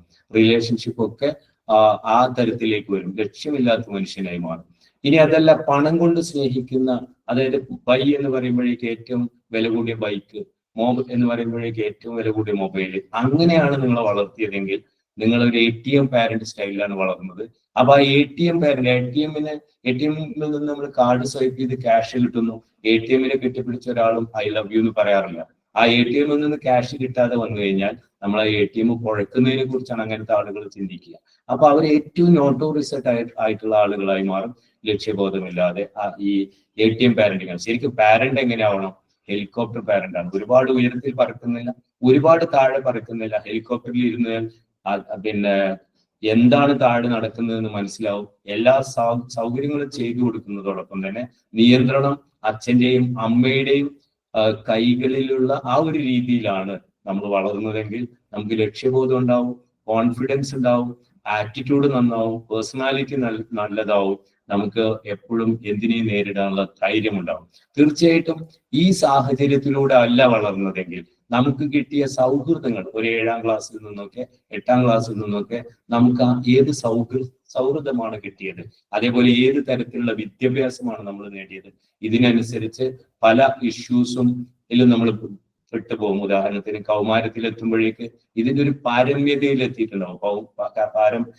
കൗമാരത്തിൽ എത്തിയ ഒരാളുടെ 6 സ്വഭാവ സവിശേഷത എന്ന് പറയുന്നത്: 1 തർക്കിക്കാനുള്ള പ്രവണതയുണ്ടാവും, 2 അച്ഛനോടും അമ്മയോടും പുച്ഛം തോന്നും, 3 സുഹൃത്തിനെ ദൈവമായി കാണും, 4 at the very first sight തന്നെ പ്രണയിക്കാനുള്ള ടെൻഡൻസി ഉണ്ടാവും, 5 ഇമാജിനറി ഓഡിയൻസ്, എവിടെ പോകുമ്പോഴും എന്നെ ശ്രദ്ധിക്കപ്പെടണം എന്ന് തോന്നലുണ്ടാവും, 6 പിന്നെ ഈ സുഹൃത്ത് ബാൻഡ് വാഗൺ എഫക്റ്റ്, അതായത് സെലിബ്രിറ്റീസിനോട്, സ്പോർട്സ് സ്റ്റാർസിനോട് അന്ധമായ അനുകരണം ഉണ്ടാവും. അപ്പൊ തീർച്ചയായിട്ടും ഇത്തരം സാഹചര്യങ്ങളിലൂടെ വളരുമ്പോൾ, ഇപ്പോ ഡ്രഗ്സിന്റെ കാര്യത്തിലാണെങ്കിൽ, ഇന്റർനെറ്റ് അഡിക്ഷനൊക്കെ ആയി വിഷയങ്ങളൊക്കെ ആണെങ്കിൽ, ഇത് കൗമാരത്തിൽ ഇത്തരത്തിലുള്ള ചതിക്കുഴികളിൽ പെട്ടുപോയി അതിന്റെ ഭവിഷ്യത്തുകൾ അനുഭവിക്കുന്ന അവസ്ഥയിലൂടെ സ്ട്രെസ്സിലേക്ക് പോകുന്ന ഒരുപാട് സ്റ്റോറീസ് ഈ 21ാം നൂറ്റാണ്ടിന്റെ നമ്മൾ ചർച്ച ചെയ്യേണ്ട വിഷയങ്ങളാണ്. ഇതിലേക്കൊന്നും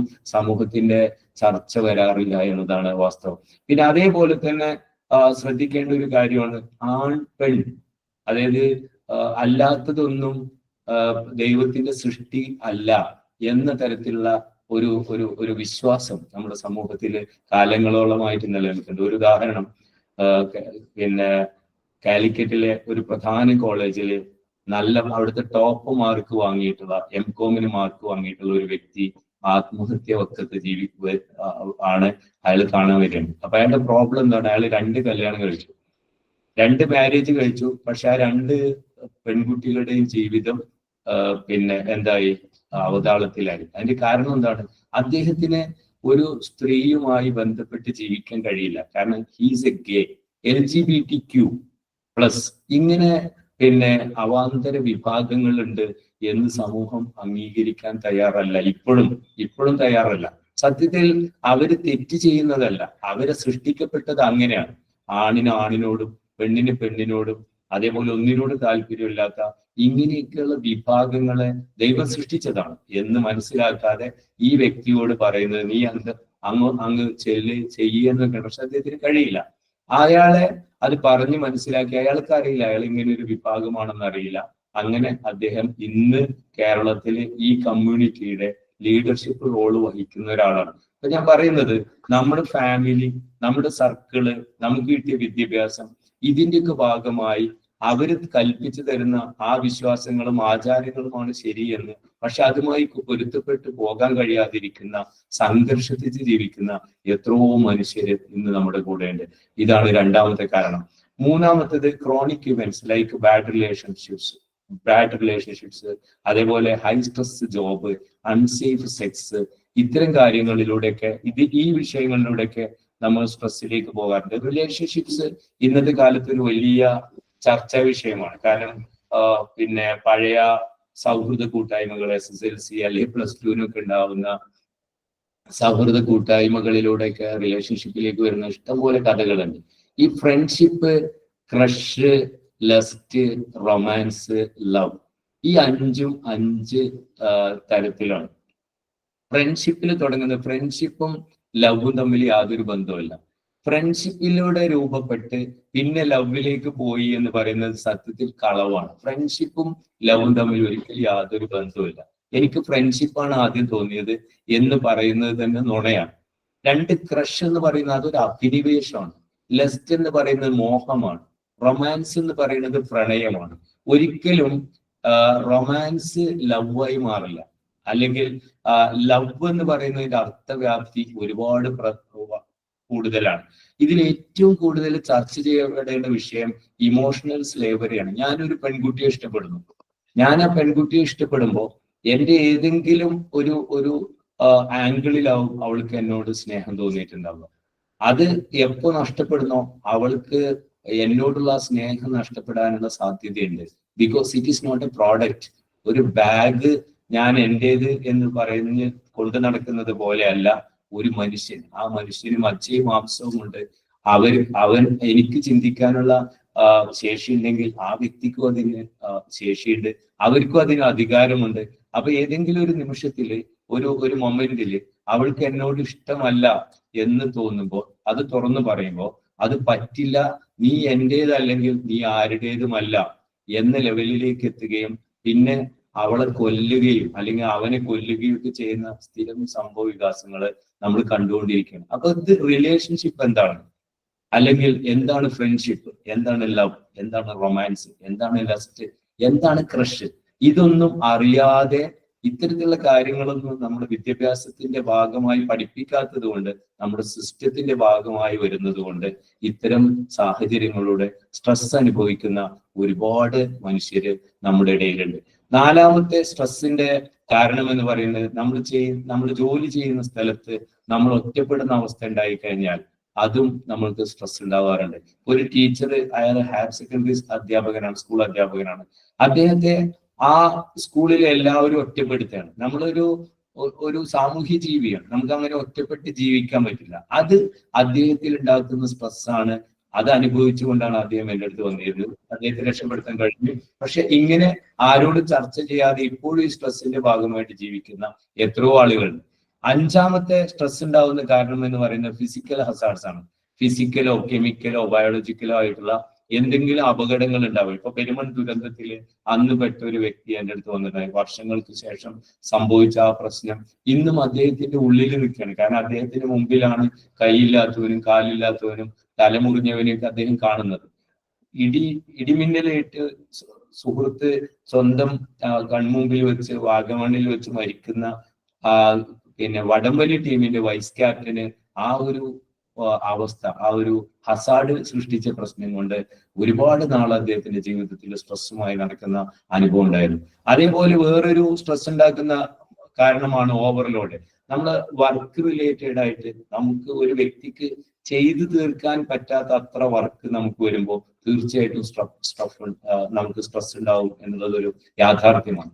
പിന്നെ ആംബിഗിറ്റി, അതല്ലെങ്കിൽ റോൾ കോൺഫ്ലിക്റ്റ്. നമുക്ക് സ്പോർട്സിലൊക്കെ ഇപ്പൊ നവമി ഒസാക്ക, അതേപോലെ പണ്ട് ചേതൻ ശർമ്മ, ലാസ്റ്റ് ബോള്, ക്രിക്കറ്റിൽ താല്പര്യമുള്ള എത്ര ആളുകളുണ്ടെന്ന് എനിക്കറിയില്ല, ലാസ്റ്റ് ബോള് 6 അടിച്ചതിന്റെ പേരില് ചേതൻ ശർമ്മ എല്ലാവരുടെയും പഴി കേൾക്കേണ്ടി വരികയും വർഷങ്ങളോളം ആ മനുഷ്യൻ ഉറക്കത്തിൽ നിന്ന് ഞെട്ടി ഉണരുന്ന അവസ്ഥ ഉണ്ടായിരുന്നു. കാരണം മനുഷ്യന് റോബോട്ടിനോട് തുല്യമായി, നമ്മൾ ഇഷ്ടപ്പെടുന്ന മെസ്സി അല്ലെങ്കിൽ റൊണാൾഡോ, അവരും മനുഷ്യരാണ്. അപ്പൊ ചില ഘട്ടങ്ങളിൽ അവരിൽ നിന്ന് പ്രതീക്ഷിച്ചത്ര റിസൾട്ട് വന്നില്ല എന്ന് വരാം. അതാണ് സ്പോർട്സ്. ഇപ്പൊ ഇന്ത്യൻ ക്രിക്കറ്റ് ടീം ടെസ്റ്റിൽ തോറ്റു, എന്തൊക്കെ പഴികളാണ് കേൾക്കുന്നത്. ഇതേ ആള് തന്നെ നാളെ ചിലപ്പോ ഒരു ഡബിൾ സെഞ്ചുറിയോ ട്രിപ്പിൾ സെഞ്ചുറി ഒക്കെ അടിച്ച് അവർക്ക് തിരിച്ചു വരാൻ പറ്റും. പക്ഷെ അതിന് നമ്മൾ ഒരിക്കലും മനുഷ്യൻ അല്ലെങ്കിൽ സമൂഹം അനുവദിക്കാതിരിക്കുന്നത് കൊണ്ട് ഇത്തരം പ്രശ്നങ്ങൾ അവരിൽ ഉണ്ടാക്കുന്ന സ്ട്രെസ്സാണ് അടുത്തത്. അതായത് വലിയ പ്രതീക്ഷകൾ വരുന്നു, ആ പ്രതീക്ഷകൾക്കനുസരിച്ച് നമുക്ക് എന്ത് ചെയ്യാൻ പറ്റുന്നില്ല, പെരുമാറാൻ പറ്റുന്നില്ല, പ്രവർത്തിക്കാൻ പറ്റുന്നില്ല. അതിന്റെ സ്ട്രെസ് മനുഷ്യൻ അനുഭവിക്കേണ്ടി വരുന്നു. ഇത്തരം ഘട്ടങ്ങളിൽ നമ്മൾ എന്തൊക്കെയാണ് ഈ സ്ട്രെസ് വരുമ്പോൾ മനുഷ്യൻ സ്വാഭാവികമായിട്ട് മനുഷ്യന് ദൈവം തന്നിട്ടുള്ള ചില ഗുണങ്ങളുണ്ട്. അതെന്താണ്? 3 രീതിയിലാണ്. ഒന്ന്, അവരെന്ത് ചെയ്യും, അവര് ഫൈറ്റ് ഓർ ഫ്ലൈറ്റ്, ഒന്നുകിൽ അതുമായിട്ട് കോപ്പപ്പ് ചെയ്ത് മുന്നോട്ട് പോകാൻ ശ്രമിക്കും, അതല്ലെങ്കിൽ അവരെന്ത് ചെയ്യും, ഫ്ലൈറ്റ് ചെയ്യും. ഫ്ലൈറ്റ് ചെയ്യണമെങ്കിൽ എന്ത് ചെയ്യും, അവര് ആൽക്കഹോള്, അതല്ലെങ്കിൽ കഞ്ചാവ്, അതല്ലെങ്കിൽ അങ്ങനത്തെ സബ്സ്റ്റൻസ് യൂസ് ചെയ്യാൻ ശ്രമിക്കും.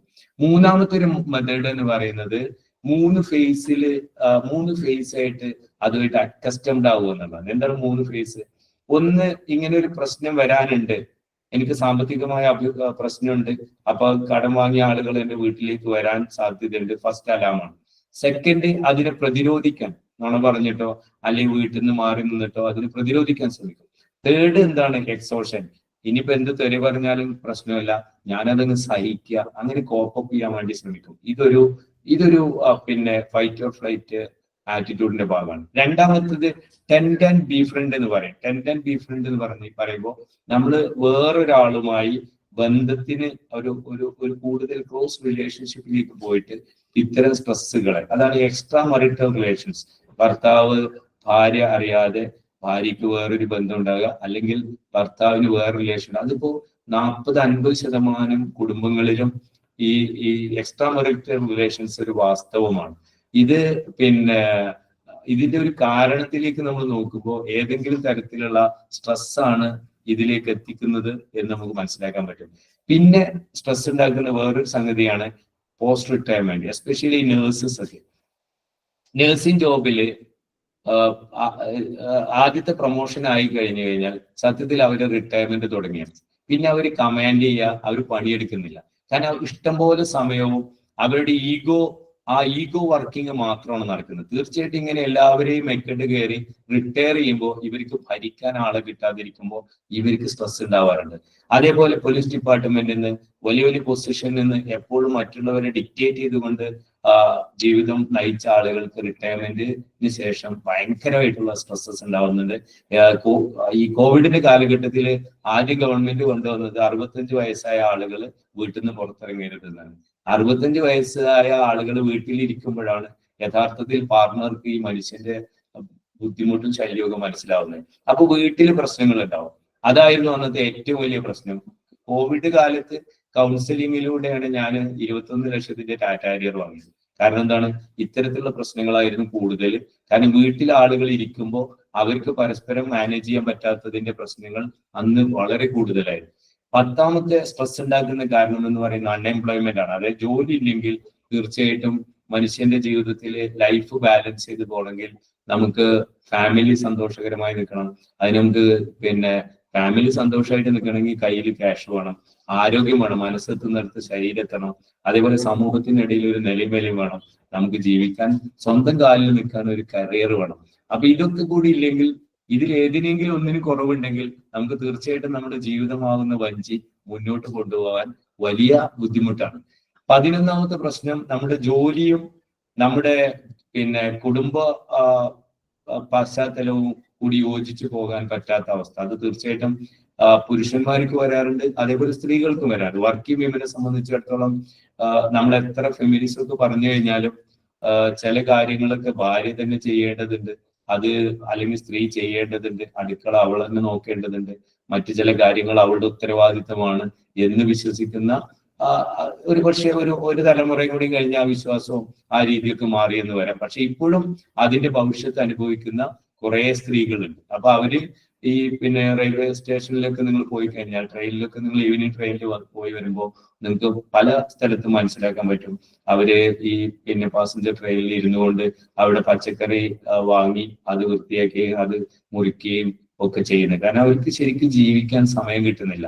അവരെപ്പോഴും ഒരു മെഷീനേക്കാളും വലിയ ജോലിയാണ് അവർ ചെയ്തുകൊണ്ടിരിക്കുന്നത്. അപ്പൊ തീർച്ചയായിട്ടും ഈ വർക്ക് ലൈഫ് ബാലൻസ് സ്ട്രെസ്സിലേക്ക് മനുഷ്യനെ നയിക്കാറുണ്ട്. അതിന്റെ പ്രശ്നങ്ങൾ ജീവിതത്തിൽ ഒരുപാട് അനുഭവിക്കുന്ന ആളുകൾ നമ്മുടെ ചുറ്റുവട്ടത്ത് ജീവിക്കുന്നുണ്ട്. അത് പുരുഷനാകുമ്പോൾ അദ്ദേഹം വർക്ക് ലൈഫ് ബാലൻസിന്റെ പ്രോബ്ലം ഇന്ന് കേരളത്തിൽ 85% കൂട്ട ആത്മഹത്യകൾ നടക്കുന്നതിന് ഒരു കാരണം ചില ഈ പരമ്പരാഗതമായ ചിന്താഗതി അല്ലെങ്കിൽ ആ വിശ്വാസപ്രകാരം ജീവിക്കുന്ന ആളുകളെ സംബന്ധിച്ചിടത്തോളം സന്തോഷമുള്ള കാര്യങ്ങൾ വീട്ടിൽ ഡിസ്കസ് ചെയ്യുകയും ദുഃഖമുള്ള വിഷമമുള്ള സ്ട്രെസ് വരുന്നതൊക്കെ ഞാനങ്ങ് ഏറ്റെടുക്കുകയും ചെയ്യുക എന്ന് ചിന്തിക്കുന്ന ചില പിന്നെ ഭർത്താക്കന്മാരുണ്ട്. അപ്പോ രാത്രി ഒരു ദിവസം അയാള് 9 മണിക്ക് ഉറങ്ങുന്ന ആള് 10 മണിക്ക് ഉറങ്ങുന്നില്ല, 11 മണിക്ക് ഉറങ്ങുന്നില്ല, 12 മണിക്കും കണ്ണു വെച്ച് കിടക്കുമ്പോൾ ഭാര്യ ചോദിക്കാൻ എന്താ പറ്റി? അപ്പൊ അയാൾ പറയാണ് കടം വാങ്ങിയ ആളുകൾ വീട് വളയാൻ വരുന്നുണ്ട്. അപ്പൊ സ്വാഭാവികമായിട്ട് ഭാര്യ ചോദിക്കും കടം വാങ്ങിയ ആളോ, എന്തിനാ കടം വാങ്ങിയേ? പിന്നെ അയാൾക്ക് ആരോടും ചോദിക്കാല്ല, അയാൾ ഈ ക്യാഷ് കടം വാങ്ങിയിട്ട് വേറെ ഒന്നും ചെയ്തിട്ടില്ല, കുടുംബത്തിന് വേണ്ടിയാണ് അയാൾ ചെലവഴിച്ചത്. അപ്പോ ആർക്ക് വേണ്ടിയാണോ ഞാൻ ഇതൊക്കെ ചെയ്തത്, അയാൾ ഇപ്പൊ എന്നോട് തിരിച്ചു ചോദിക്കുകയാണ് കടമോ എന്ന് ചോദിക്കുമ്പോൾ ഇനി ഞാൻ ആരോട് പറയാൻ? ഈ ഒരു ചിന്താഗതിയിലേക്ക് ഭർത്താവ് വരികയും അങ്ങനെ ഞാൻ ഫ്യൂരിഡാൻ കൊണ്ടുവന്നിട്ടുണ്ട്, ഉറങ്ങിക്കിടക്കുന്ന കുട്ടികൾക്ക് കൊടുക്ക്, നമുക്ക് പെപ്സി ഉണ്ട് അത് ഒഴിച്ചു കൊടുക്ക്, നമുക്ക് മരിക്കാം എന്ന് പറഞ്ഞ് മരിക്കുന്ന എത്രയോ കുടുംബങ്ങളുടെ കഥകള് നമ്മുടെ ചുറ്റുമുണ്ട്. ഇത് എന്തുകൊണ്ട് സംഭവിക്കുന്നതാണ്? There are more emojis no emotions. Emojis ഒരുപാടുണ്ട്, പക്ഷെ നമ്മൾ പരസ്പരം കാര്യങ്ങൾ പാർട്ട്നേഴ്സ് തമ്മിൽ സംസാരിക്കുന്നില്ല. ദുഃഖമുള്ള വിഷയങ്ങൾ, വിഷമമുള്ള വിഷയങ്ങൾ, സ്ട്രെസ്ഫുൾ ആയിട്ടുള്ള കാര്യങ്ങളൊക്കെ ഞാൻ ഏറ്റെടുക്കാം. ഒരാൾക്ക് ഒറ്റയ്ക്ക് ഒരു കാര്യവും ചെയ്യാൻ പറ്റില്ല. അതിനാണ് നമ്മൾ ഈ വിവാഹം, ബന്ധങ്ങളൊക്കെ ഉണ്ടാവുന്നത് എന്ന യാഥാർത്ഥ്യം പലപ്പോഴും ഉൾക്കൊള്ളാൻ ആളുകൾ മറന്നു പോകുന്നു എന്നതാണ്. മറ്റു വിഷയങ്ങൾ ഡ്രഗ്സ് ആണ്. ഇന്ന് ജനിക്കുമ്പോഴേ കുറ്റവാളിയായി ജനിക്കുന്ന ഒരാളെ, ഞാൻ ജയിലിലൊക്കെ കിടക്കുന്ന എത്രയോ ആളുകൾക്ക് ഞാൻ ക്ലാസ് എടുത്തിട്ടുണ്ട്. കൊട്ടേഷൻ നേതാവായി ഒരാളും ജനിച്ചത് ഞാൻ കണ്ടിട്ടില്ല. ജനിക്കുമ്പോഴേ വേശ്യയായി ജനിച്ച ഒരാളെ ഞാൻ കണ്ടിട്ടില്ല. ഇത്തരം ക്രിമിനലുകളൊക്കെ അവരുടെ കഥകൾ നമ്മുടെ മുമ്പിൽ പറയുമ്പോൾ എന്ത് സാഹചര്യത്തിലാണ് ആ വ്യക്തി അങ്ങനെ എത്തിയത് എന്ന് എന്റെ മുമ്പിൽ പറയുമ്പോൾ ഞാൻ പലപ്പോഴും അവരുടെ മുമ്പിൽ ഇരുന്ന് കരയാറുണ്ട്. അപ്പൊ സാഹചര്യങ്ങളാണ് മനുഷ്യരെ പലതരത്തിലേക്കും എത്തിക്കുന്നത്. അതേപോലെ തന്നെ ഡ്രഗ് യൂസ് ചെയ്ത 99% ആളുകളും, കഞ്ചാവ് വലിക്കുന്നവരായാലും MDMA യൂസ് ചെയ്യുന്നവനായാലും മെത്ത് യൂസ് ചെയ്യുന്ന ആളാണെങ്കിലും, ഈ വ്യക്തികളൊക്കെ ജീവിതത്തിലേക്ക് തിരിച്ചു വരാൻ ആഗ്രഹിക്കുന്നവരാണ് 99% എന്ന് എന്റെ സഹോദരിമാർ മനസ്സിലാക്കുക. അവരെ കുറ്റപ്പെടുത്താനല്ല, അവരെ രക്ഷപ്പെടുത്താനാണ് നമ്മൾ ശ്രമിക്കേണ്ടത്. അങ്ങനെ കുറ്റപ്പെടുത്തുമ്പോൾ അവരനുഭവിക്കുന്ന വേദനകളും നൊമ്പരങ്ങളും ഒരുപാട് പ്രശ്നങ്ങൾ അതിന്റെ വഴിയെ ഉണ്ടാക്കാറുണ്ട്. ഇന്നലെ 8ാം ക്ലാസ് പഠിക്കുന്ന ഒരു പയ്യൻ, അവനെ വേറൊരു പയ്യന്റെ കൈ കരിങ്കല്ല് കൊണ്ട് ഒടിക്കുകയാണ്, മുറിക്കുകയാണ്. ആ പയ്യൻ പറയാണ്, എന്റെ കൈ നീ മുറിച്ചു തന്നാൽ നിനക്ക് ഞാൻ 100 രൂപ തരാം. 100 രൂപയ്ക്ക് വേണ്ടി അവനത് ചെയ്യാണ്. കേൾക്കുമ്പോ അത് സ്കൂളിലെയും ആ യത്തീംഖാനയിലും അവന്റെ ഉമ്മാക്കൊക്കെ അവനൊരു ക്രിമിനലായി തോന്നി. പക്ഷെ എനിക്ക് തോന്നിയതല്ല, അവന്റെ ഉള്ളിൽ ഒരു മനുഷ്യനുണ്ട്. ആ മനുഷ്യനെ മാറ്റിയത് സാഹചര്യങ്ങളാണ്. ഞാൻ അവനെ ചേർത്ത് നിർത്തി. അവൻ കളവ് മാത്രമാണ് പറയുന്നത്, പക്ഷെ അവന് കഴിവുകളുണ്ട്. അത് തിരിച്ചു കാണിച്ചു കൊടുത്തു. അവനോട് ഞാൻ പറഞ്ഞു, എന്റെ മുമ്പിൽ 2 വഴികളുണ്ട്. നിനക്ക് ലോകത്തെ ഏറ്റവും വലിയ ക്രിമിനലായി മാറാം, പക്ഷെ നീ ലോജിക്കൽ ഇന്റലിജൻസ് ഉള്ള ആളാണ്. കാരണം നിന്റെ ലെഫ്റ്റ് ബ്രെയിൻ ആ രീതിയിൽ ഉപയോഗിക്കുകയാണെങ്കിൽ നിനക്കൊരു സയന്റിസ്റ്റ് ആവാം. ഇന്നലെ ആ കുട്ടി ഞാൻ എനിക്കതിന് ഫീസൊന്നുമില്ല, കാരണം അവർക്ക് എൻ്റെ അടുത്തേക്ക് വരാൻ ബസ്സിന് പോലും പൈസ ഇല്ല. ഞാൻ അവനെ ചേർത്ത് ഞാൻ പറഞ്ഞു, എന്റെ കൂടെ ഞാനിത്. ഇന്നലെ അവന്റെ ഉമ്മാനോട് കാല് പിടിച്ച് മാപ്പ് പറഞ്ഞ് അവന്റെ ആ പ്രശ്നത്തിൽ നിന്ന് അവൻ രക്ഷപ്പെടാനുള്ള ദൃഢമായ തീരുമാനമെടുക്കും. ഞാൻ പറയുന്നത് ഇവരൊക്കെ മോശക്കാരൊന്നുമല്ല, ഇവരെ നമുക്ക് തിരിച്ചു കൊണ്ടുവരാൻ പറ്റും. അപ്പോ ഇത്തരത്തിലുള്ള ആളുകൾ അനുഭവിക്കുന്ന സ്ട്രെസ്സിന്റെ ബോഡി ഷേമിങ് നിങ്ങൾ ഏറ്റവും കൂടുതൽ ശ്രദ്ധിക്കേണ്ട കാര്യം. ഞാൻ എന്റെ സെഷൻസിലൊക്കെ റിപ്പീറ്റ് ചെയ്ത് പറയാണ്, മൂക്കിന് എന്തെങ്കിലും പ്രശ്നമുള്ളതുകൊണ്ട്, തൊലി നിറം കുറച്ച് ഇരുണ്ടതായതുകൊണ്ട് മറ്റുള്ളവരുടെ കളിയാക്കലിന് വിധേയാവുകയും അത് മൂലം സ്ട്രെസ് അനുഭവിക്കുകയും ചെയ്യുന്ന ആളുകൾ നമ്മുടെ ഇടയിലുണ്ട്. സോഷ്യൽ മീഡിയ അഡിക്ഷൻ, എന്തിനും സോഷ്യൽ മീഡിയയെ ഡിപ്പെൻഡ് ചെയ്യുകയും അതിലെ മുറിവൈദ്യന്മാര്, കാരണം ഇപ്പൊ ട്രെയിനർ 2 ദിവസം ട്രെയിനിങ് എടുത്താൽ പിന്നെ മൂപ്പര് ട്രെയിനറാണ്. 2 ദിവസം സൈക്കോളജി എന്തെങ്കിലും കേട്ട് കഴിഞ്ഞാൽ 3ാമത്തെ ദിവസം ഇയാൾ സൈക്കോളജിസ്റ്റ് ആണ്. എന്നിട്ട് ഇവര് പറയുന്ന ഈ കാര്യങ്ങൾക്കൊക്കെ ഇതിനൊക്കെ വേദ തുല്യമാക്കി കാണുകയും അത് വിശ്വസിക്കുകയും ചെയ്ത് ഇതിലേക്ക് അഡിക്ഷന് പോകുന്ന, അല്ലെങ്കിൽ ഗെയിം അഡിക്ഷന് പോകുന്ന, അല്ലെങ്കിൽ സോഷ്യൽ മീഡിയയിൽ ലൈക്ക് കുറഞ്ഞാൽ അതിന്റെ പേരിൽ വിഷമം അനുഭവിക്കുന്ന ഒരുപാട് ആളുകൾ നമ്മുടെ ഇടയിൽ ജീവിക്കുന്നുണ്ട്. കോൺസെൻട്രേഷൻ നഷ്ടപ്പെടുന്നു, രാത്രി ഉറക്കം നഷ്ടപ്പെടുന്നത് കൊണ്ട് melatonin concentration hormone MCH hormone നഷ്ടപ്പെടുകയും അങ്ങനെ ഒരു കാര്യത്തിലും കോൺസെൻട്രേറ്റ് ചെയ്യാൻ പറ്റാതിരിക്കുകയും പഠിച്ച കാര്യങ്ങളൊന്നും നിയോ കോർട്ടെക്സ് നമ്മുടെ ലോങ് ടേം മെമ്മറിയിലേക്ക് സ്റ്റോർ ചെയ്യാൻ പറ്റാതെ ജീവിക്കുന്ന ഒരുപാട് പഠന വൈകല്യങ്ങളുണ്ട് എന്ന് പറഞ്ഞ് സ്ക്രൈബിനെ വെച്ച് 10ാം ക്ലാസ് പരീക്ഷ നിർബന്ധമായി എഴുതിപ്പിക്കുന്ന എത്രയോ ഹതഭാഗ്യരായ വിദ്യാർത്ഥിനികളും നമ്മുടെ ഇടയിലുണ്ട്. ലേണിംഗ് ഇഷ്യൂസ് ഒന്നും ഇല്ലാതെ, അഥവാ 10ാം ക്ലാസ് പഠിക്കുന്ന കുട്ടി കണക്ക് മോശമായത് അവന്റെ മോശം കൊണ്ടല്ല, അവന് 6ാം ക്ലാസ്സിൽ നിന്ന് കിട്ടേണ്ട ബേസിക് ആയിട്ടുള്ള കാര്യങ്ങൾ കിട്ടാതെ നമ്മൾ സോഷ്യലോ അല്ലെങ്കിൽ വേറെ ഇംഗ്ലീഷോ മലയാളമോ കാണാതെ പഠിക്കുന്ന പോലെ മാത്സോ സയൻസോ പഠിക്കാൻ പറ്റില്ല. അപ്പൊ അവന് പാദം സ്ക്വയർ പ്ലസ് ലംബം സ്ക്വയർ ഈസ് ഈക്വൽ ടു കർണം സ്ക്വയർ. എന്താണ് ഈ പാദം, എന്താണ് ലംബം, എന്താണ് കർണം, ഇത് ടീച്ചർ പറഞ്ഞു കൊടുത്തിട്ടില്ല. അപ്പൊ അതുകൊണ്ട് അവന് പഠിക്കാൻ കഴിയുന്നില്ല, അവന്റെ ബേസ് അവന് കിട്ടിയില്ല. ആ ബേസ് അവന് കൊടുത്താൽ അവനെ പറ്റി നമ്മൾ മനസ്സിലാക്കി കഴിഞ്ഞാൽ 10ാം ക്ലാസ് പഠിക്കുന്നവന്റെ വിവരം 4ാം ക്ലാസ് ആണെന്ന് മനസ്സിലാക്കാൻ പറ്റും. ഇതിന്റെ പേരിൽ സ്ട്രെസ് അനുഭവിക്കുകയും അതിന്റെ പേരിൽ കഞ്ചാവ് വലിക്കുകയും ചെയ്യുന്ന എത്രയോ കുട്ടികൾ നമ്മുടെ ഇടയിലുണ്ട്. ഇതും സ്ട്രെസ് ഉണ്ടാക്കുന്ന ഒരു വിഷയമാണ്. അടുത്ത പ്രശ്നം ഹൈപ്പോകോൺഡ്രിയാസിസ് ആണ്. ഇന്ന് ഏറ്റവും കൂടുതൽ ആളുകൾ അവതാളത്തിലാക്കുന്നത് എന്തെങ്കിലും ഒരു പ്രശ്നം ഉണ്ടെങ്കിൽ അപ്പൊ ഇന്റർനെറ്റ് നോക്കുന്നു, എന്നിട്ട് അതിൽ നിന്ന് കിട്ടുന്ന ഗൂഗിളിൽ നിന്ന് കിട്ടുന്ന ഇൻഫർമേഷൻ, ഓരോ വ്യക്തിയുടെയും പ്രശ്നം വ്യത്യസ്തമാണ്. എന്നിട്ട് എനിക്കെന്തോ അസുഖമുണ്ട് എന്ന ചിന്തയുമായി ജീവിക്കുന്ന എത്രയോ ആളുകളുണ്ട്. അതേപോലെ സ്പിരിച്വൽ, ആത്മീയ ചികിത്സ അല്ലെങ്കിൽ ആത്മീയപരമായ എന്താണെങ്കിലും അമിതമായാൽ അമൃതും വിഷമാണ്. അപ്പോ ഇത്തരത്തിലുള്ള സ്ട്രെസ് അനുഭവിക്കുന്ന ഒരുപാട് ആളുകളുണ്ട്. ഇതൊക്കെയാണ് സ്ട്രെസ് അനുഭവിക്കാനുള്ള കാരണങ്ങളായിട്ട് വരുന്നത്. ഇനി എങ്ങനെയാണ് ഒരാൾ സ്ട്രെസ് അയാൾ കാണിക്കാറുള്ളത്? എന്തൊക്കെ സിംറ്റംസ് ആണ് കാണിക്കാറുള്ളത്? 5 സിംറ്റംസ് ആണ് കാണിക്കാറുള്ളത്.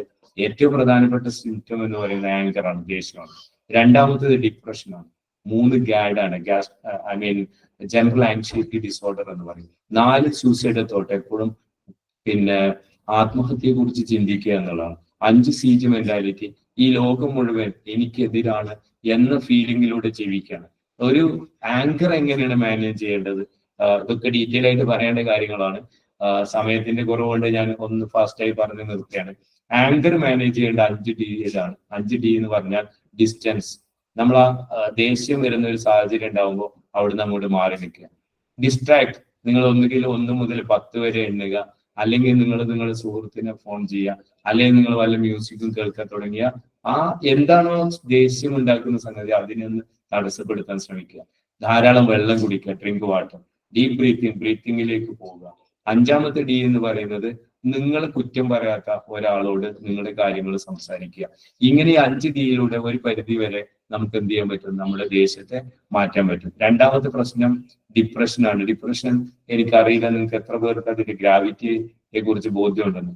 20 വയസ്സിന് 20 പേരില് 20 പേരെ നിങ്ങൾ എടുത്താൽ ഒരാൾക്ക് ഡിപ്രഷൻ ഉണ്ട്. 18 വയസ്സിന് മുകളിൽ 20 പേരെ എടുത്താൽ ഒരാളൊന്ന് ഡിപ്രഷനിലാണ്. ഇതിൽ 17% ആളുകൾ, 2% ആളുകൾ ഇമ്മീഡിയറ്റ്ലി സൂസൈഡ് ചെയ്യാണ്. 17% ആളുകൾ ആത്മഹത്യയുടെ വക്കത്ത് ജീവിക്കുകയാണ്. 80% ആളുകൾ ഒന്നുകിൽ മരുന്ന് കഴിക്കാൻ പോകും, അല്ലെങ്കിൽ പിന്നെ ആത്മീയ ചികിത്സയ്ക്ക് പോകും, അല്ലെങ്കിൽ മന്ത്രവാദത്തിന് പോകും, അല്ലെങ്കിൽ കുറെ തട്ടിപ്പ് തെറാപ്പികൾക്ക് പോകും. അതും അല്ലെങ്കിൽ അവരെന്ത് ചെയ്യും? ആത്മീയ ചികിത്സയ്ക്ക് പോകും. ഇത്തരത്തിലുള്ള ആളുകളെ ഇപ്പോ സൈക്കാട്രിസ്റ്റിന് കാണിക്കേണ്ട ഒരു കേസ് ആണെങ്കിൽ, അതായത് നമ്മുടെ ഹോർമോണൽ ഇംബാലൻസ് ആണ് പ്രശ്നമെങ്കിൽ, സെറോട്ടോണിൻ, ഡോപ്പമിൻ, എപ്പിനെഫ്രിൻ എന്നീ ഹോർമോണിന്റെ ഇംബാലൻസ് ആണെങ്കിൽ അത് സൈക്കോളജിസ്റ്റ് എന്നുള്ള നിലയ്ക്ക് ഞാൻ അത്തരം കേസുകൾ എടുത്തിട്ട് കൊളവാക്കാൻ പറ്റില്ല. ഞാൻ നേരെ സൈക്കാട്രിസ്റ്റിന് തന്നെ വിടണം. ഒരു 2-3 ചിലപ്പോൾ ഒരു മാക്സിമം ഒരു 2 മാസം പിന്നെ ആ മരുന്ന് കഴിച്ച് ഒന്ന് നോർമലായിട്ട് പിന്നെ കൗൺസിലിങ്ങിലൂടെ മാറ്റുകയാണ് വേണ്ടത്. അല്ലാതെ അത് ഞാൻ കൗൺസിൽ ചെയ്ത് മാറ്റിത്തരാം എന്ന് ഞാൻ പറയാറില്ല. അബ്നോർമലായിട്ട് വയലൻസിലേക്ക് പോകുന്ന അല്ലെങ്കിൽ നോർമലായിട്ട് സംസാരിക്കാത്ത ഒരാളെ ഒരു ട്രീറ്റ്മെന്റിൽ നമുക്ക് എന്ത് ചെയ്യാൻ പറ്റില്ല? അയാളെ പൂർവ്വസ്ഥിതിയിലേക്ക് ആക്കാൻ പറ്റില്ല എന്ന് എന്റെ സഹോദരിമാർ മനസ്സിലാക്കുക. പിന്നെ 5 ഈ നമ്മുടെ ലൈഫിന്റെ ഭാഗമാക്കുക. ഈറ്റ്, ഭക്ഷണം സമയത്ത് കഴിക്കുക, എക്സസൈസ് ഒരു 35-45 മിനിറ്റ് എങ്കിലും എക്സസൈസ് ചെയ്യുക, എന്റർടൈൻമെന്റിൽ കൂടുതൽ സമയം കാണുക, എൻഗേജ്മെന്റ് കൂടുതൽ. The more you stress, the more you engage with some activities. എന്തെങ്കിലും സ്ട്രെസ് നിങ്ങൾ പിടികൂടിയിട്ടുണ്ടെങ്കിൽ ഇതേപോലെ വല്ല കോഴ്സൊക്കെ ചെയ്ത് ആ സ്ട്രെസ്സിന്റെ ഒരു ട്രീറ്റ്മെന്റ് എന്ന രീതിയിൽ പിന്നെ നിങ്ങൾ ഒരുപക്ഷെ ആ സ്ട്രെസ്സിൽ നിന്ന് രക്ഷപ്പെടുമ്പോൾ, ആ ഡിപ്രഷനിൽ നിന്ന് രക്ഷപ്പെടുമ്പോൾ നിങ്ങൾക്ക് ജീവിക്കാനുള്ള വേറൊരു മാർഗമായിട്ട് അത് മാറുന്ന തരത്തിൽ എൻഗേജ് ആവുക. എലിവേറ്റ്, വ്യക്തമായ ദിശാബോധം ഉണ്ടാക്കുക. ജനുവരിയിലാണ് നമ്മൾ സംസാരിക്കുന്നത്. നമ്മൾ കുറച്ച് റെസൊല്യൂഷൻസ് നമ്മൾ ഉണ്ടാക്കുക, കുറച്ച് തീരുമാനങ്ങൾ എടുക്കുക. ഒരു മനുഷ്യന്റെ ജീവിതത്തിലെ ഏറ്റവും പ്രധാനപ്പെട്ട 5 മേഖലകളിൽ ഈ വർഷം ഞാനും എൻ്റെ കുടുംബവും തമ്മിൽ, ഞങ്ങള് ഫാമിലി മെമ്പേഴ്സ് എന്തെങ്കിലും അഭിപ്രായ വ്യത്യാസം ഉണ്ടെങ്കിൽ അതൊന്ന് തീർക്കുന്നു. 2, സാമ്പത്തികമായി ഈ വർഷം കഴിയുമ്പോഴേക്ക് 2026 ജനുവരി 10-ാം തീയതി ആകുമ്പോഴേക്ക് എൻ്റെ ബാങ്കിൽ ഞാൻ അധ്വാനിച്ച് ഇത്ര രൂപ ഉണ്ടാക്കിയിട്ടുണ്ടാവും. ഒരു റെസൊല്യൂഷൻ നമ്മൾ ഉണ്ടാക്കുക. ഞാനിപ്പോ അനുഭവിക്കുന്ന മാനസികവും ശാരീരികവുമായ ഈ പ്രശ്നങ്ങളിൽ നിന്ന് രക്ഷപ്പെടാൻ ഇത്ര ദിവസത്തിനുള്ളിൽ, അല്ലെങ്കിൽ 21 ദിവസത്തിനുള്ളിൽ, അല്ലെങ്കിൽ 3 മാസത്തിനുള്ളിൽ ഞാൻ ഇങ്ങനെ ചെയ്യാൻ പോകുന്നു എന്നൊരു ഗോൾ സെറ്റ് ചെയ്യുക. ഞാൻ മറ്റുള്ളവരുമായുള്ള ബന്ധത്തില് എനിക്ക് എവിടേക്കോ വീഴ്ച വന്നത് എന്റെ ഭാഗത്ത് തെറ്റുപറ്റിയിട്ടുണ്ടെങ്കിൽ I admit I made a mistake, ഞാൻ അംഗീകരിക്കുന്നു, എനിക്ക് തെറ്റുപറ്റിയെന്ന് അംഗീകരിക്കാൻ തയ്യാറാവുക. എനിക്ക് ഒരു സ്ഥിരം കരിയർ ഇപ്പൊ നിങ്ങൾ തെരഞ്ഞെടുത്തിട്ടുള്ള ഏറ്റവും നല്ല തീരുമാനമാണ്. കാരണം നിങ്ങൾ സ്ട്രെസ്സിൽ നിന്ന് റിലീസ് ആവാനും നിങ്ങളുടെ പേഴ്സണാലിറ്റി ഇമ്പ്രൂവ് ചെയ്യാനും ഒക്കെ പറ്റുന്ന ഒരു മേഖലയിലേക്കാണ് എന്റെ സഹോദരിമാർ വന്നിട്ടുള്ളത്. അപ്പോൾ 2026 ജനുവരി 10 ആകുമ്പോഴേക്ക് എനിക്ക് എന്റെ ആവശ്യങ്ങൾക്ക് ഞാൻ സ്വന്തമായി ഒരു ജോലി കണ്ടെത്തുന്നു, ഞാൻ ഇൻഡിപെൻഡന്റ് ആവുന്നു എന്ന ഉറച്ച തീരുമാനങ്ങൾ എടുക്കുക. സമയത്തിന്റെ പരിമിതി കൊണ്ട് I'm going to sign off. ഇനി നിങ്ങൾക്ക് ആർക്കെങ്കിലും എന്തെങ്കിലും ഡൗട്ട്സ് ക്ലിയർ ആണെങ്കിൽ, പ്രത്യേകിച്ച് ഈ വിഷയമാകുമ്പോൾ ഒരുപാട് പേർക്ക് ഒരുപാട് കാര്യങ്ങൾ ചോദിക്കാനുണ്ടാവും. It is time for you to ask questions. If the things I am known, I will be giving you the exact replies. Thank you. I'm very much happy to be part of this organization. Again, they are giving me an opportunity to interact with you. Thank you. All the best. All the best. Over to you. Thank you, sir. Thank you, sir. Thank you, sir. Welcome. Thank you so much. Welcome. Thank you, sir. Welcome. Thank you, sir. Welcome. Beautiful class. Thank you, sir. Welcome. Okay, first of all നമ്മുടെ sessions doctor Hussain sir നല്ല രീതിയിൽ തന്നെ നിങ്ങൾക്ക് clear ആയിട്ട് തന്നിട്ടുണ്ട് അല്ലെ? എല്ലാവർക്കും clear ആയിട്ടുണ്ടാവുമെന്ന് വിചാരിക്കുന്നു. എല്ലാവർക്കും നമ്മുടെ സാറിന്റെ ക്ലാസ് ക്ലിയർ അല്ലേ?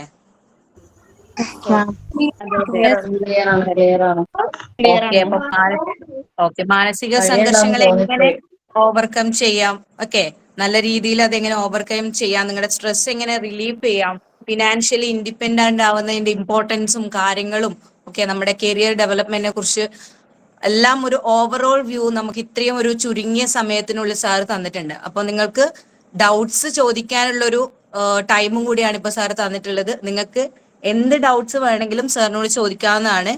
സാറിന്റെ ക്ലാസ് എന്നൊക്കെ പറഞ്ഞാൽ നമ്മുടെ സ്റ്റുഡൻസ് ഏറ്റവും ഇഷ്ടപ്പെടുന്ന ഒരു ക്ലാസ് ആണ്. ലൈവായിട്ട് നമ്മൾക്ക് സാറിന്റെ ക്ലാസ് അറ്റൻഡ് ചെയ്യാനുള്ള ഭാഗ്യം ഉണ്ടായിട്ടുണ്ട്.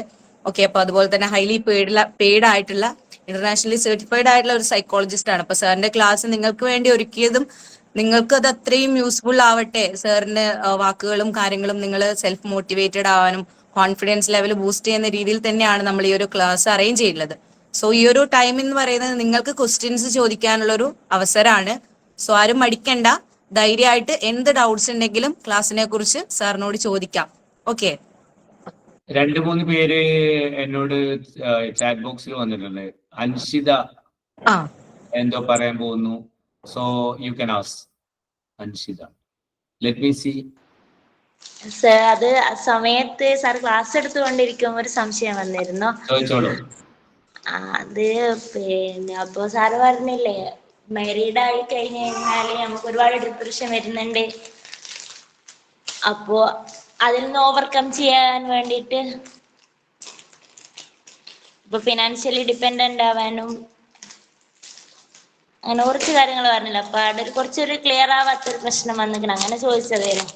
ഏതാണ് ക്ലിയർ ആവാത്തത് ചോദിച്ചോളൂ അൻഷിത.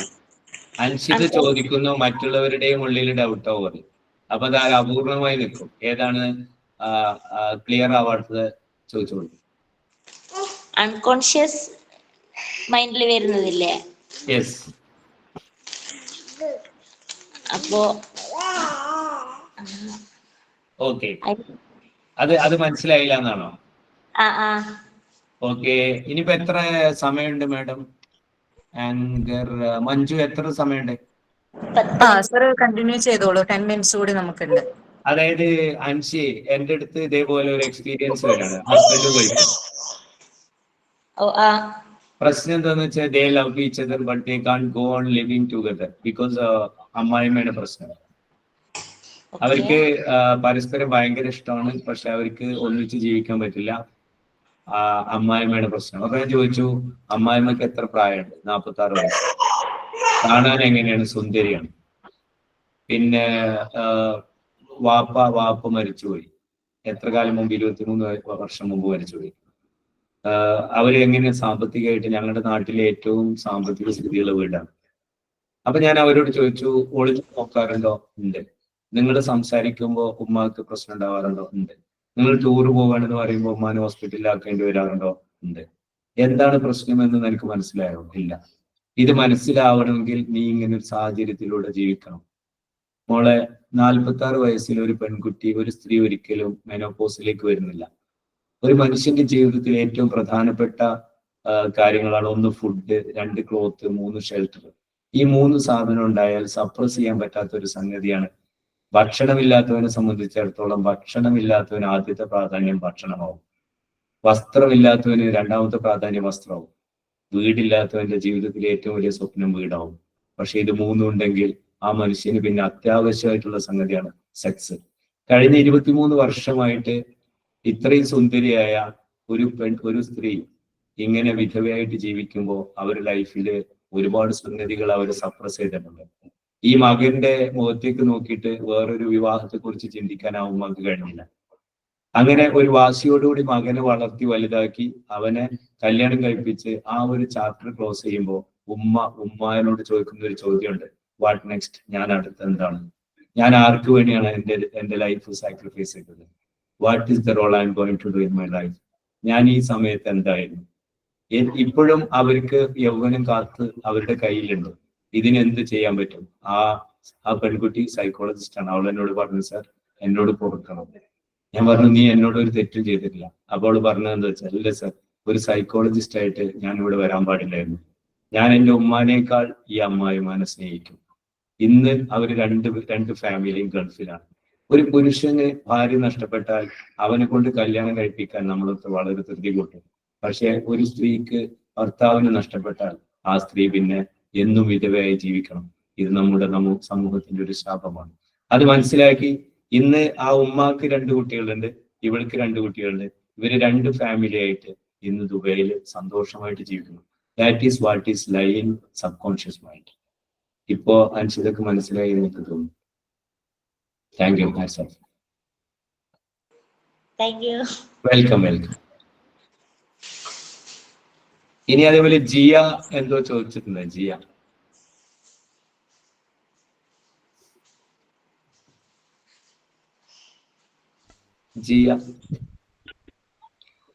ഇല്ല. പറഞ്ഞോളൂ. മൈൻഡിലുള്ള ഒരു കാര്യം പറയണം. അത് കുറെ കാലമായിട്ട് എന്റെ അങ്ങനെയില്ല. അത് ഈ ഒരു കാര്യം എന്താന്ന് എനിക്കറിയില്ല. സമയങ്ങളില് ചില വീട്ടിലുള്ള ആൾക്കാർ അല്ലെങ്കിൽ നമ്മളെ റിലേഷനിലുള്ള ആൾക്കാർ പുറത്തു പോയി കഴിഞ്ഞാല് ഭയങ്കര ടെൻഷൻ ആയിരിക്കും. ഒന്നും ഉണ്ടാവില്ല, ഒരു മോശം സിറ്റുവേഷനോ കാര്യങ്ങളോ ഒന്നും ഉണ്ടാവില്ല. ചില സിറ്റുവേഷനിൽ പുറത്തു പോയി കഴിഞ്ഞാല് അവര് തിരിച്ച് വീട്ടിലെത്തുന്നത് വരെ ഭയങ്കര മൈൻഡിന് ടെൻഷനും കാര്യങ്ങളും അങ്ങനെയൊക്കെ ആയിരിക്കും. അതെന്തുകൊണ്ടാന്ന് ആലോചിച്ചിട്ട് എനിക്ക് മനസ്സിലാവുന്നില്ല. ഒന്നും സംഭവിക്കില്ല. സ്ഥിരമായിട്ട് ഡ്രൈവ് ചെയ്യുന്ന ആൾക്കാർ അല്ലെങ്കിൽ പുറത്തു പോകുന്ന ആൾക്കാർ, സ്കൂളിൽ പോകുന്ന ആൾക്കാരൊക്കെ ആയിരിക്കും. ചില ദിവസങ്ങളിൽ മാത്രം അവര് തിരിച്ച് വീട്ടിൽ എന്റെ മുന്നിൽ എത്തുന്നത് വരെ ആ വല്ലാത്തൊരു ടെൻഷൻ ആയിരിക്കും. നമ്മൾ ഒന്നിലും കോൺസെൻട്രേറ്റ് ചെയ്യാൻ പറ്റില്ല. അതന്നെയായിരിക്കും. അവര് എപ്പ വരാ, എന്താ വരാത്തെ, ഇങ്ങനെ 100 പ്രാവശ്യം വിളിച്ച് ചോദിച്ചു പോകും. അത് എന്തുകൊണ്ടാന്ന് എനിക്കൊരു കൗൺസിലിംഗ് വേണമെന്ന് തോന്നിയ കാര്യമായിരുന്നു അത്. ഇതിന്റെ പേരാണ് ജനറൽ ആങ്സൈറ്റി ഡിസോർഡർ. അതായത് നമ്മൾ ടെൻഷൻ അടിക്കുന്ന 40% ഒരിക്കലും സംഭവിക്കാത്ത കാര്യങ്ങളാണ്. 30% നമുക്ക് മാറ്റാൻ പറ്റാത്തതാണ്. 12% നമുക്കൊരു പ്രശ്നവുമില്ല, നമുക്കെന്തോ അസുഖമുണ്ടെന്ന് തോന്നലാണ്. 10% നമുക്കൊരു മറുപടി കിട്ടുന്ന ആളോട് ഓപ്പണായിട്ട് സംസാരിച്ചാൽ തീരാവുന്ന പ്രശ്നമേ ഉള്ളൂ. തീർച്ചയായിട്ടും മൃദുലയ്ക്ക് ഇങ്ങനെ ഉണ്ടാവാൻ ഒരു സാഹചര്യം ഉണ്ടായിട്ടുണ്ട്. അത് മൃദുലയ്ക്ക് അറിയില്ല.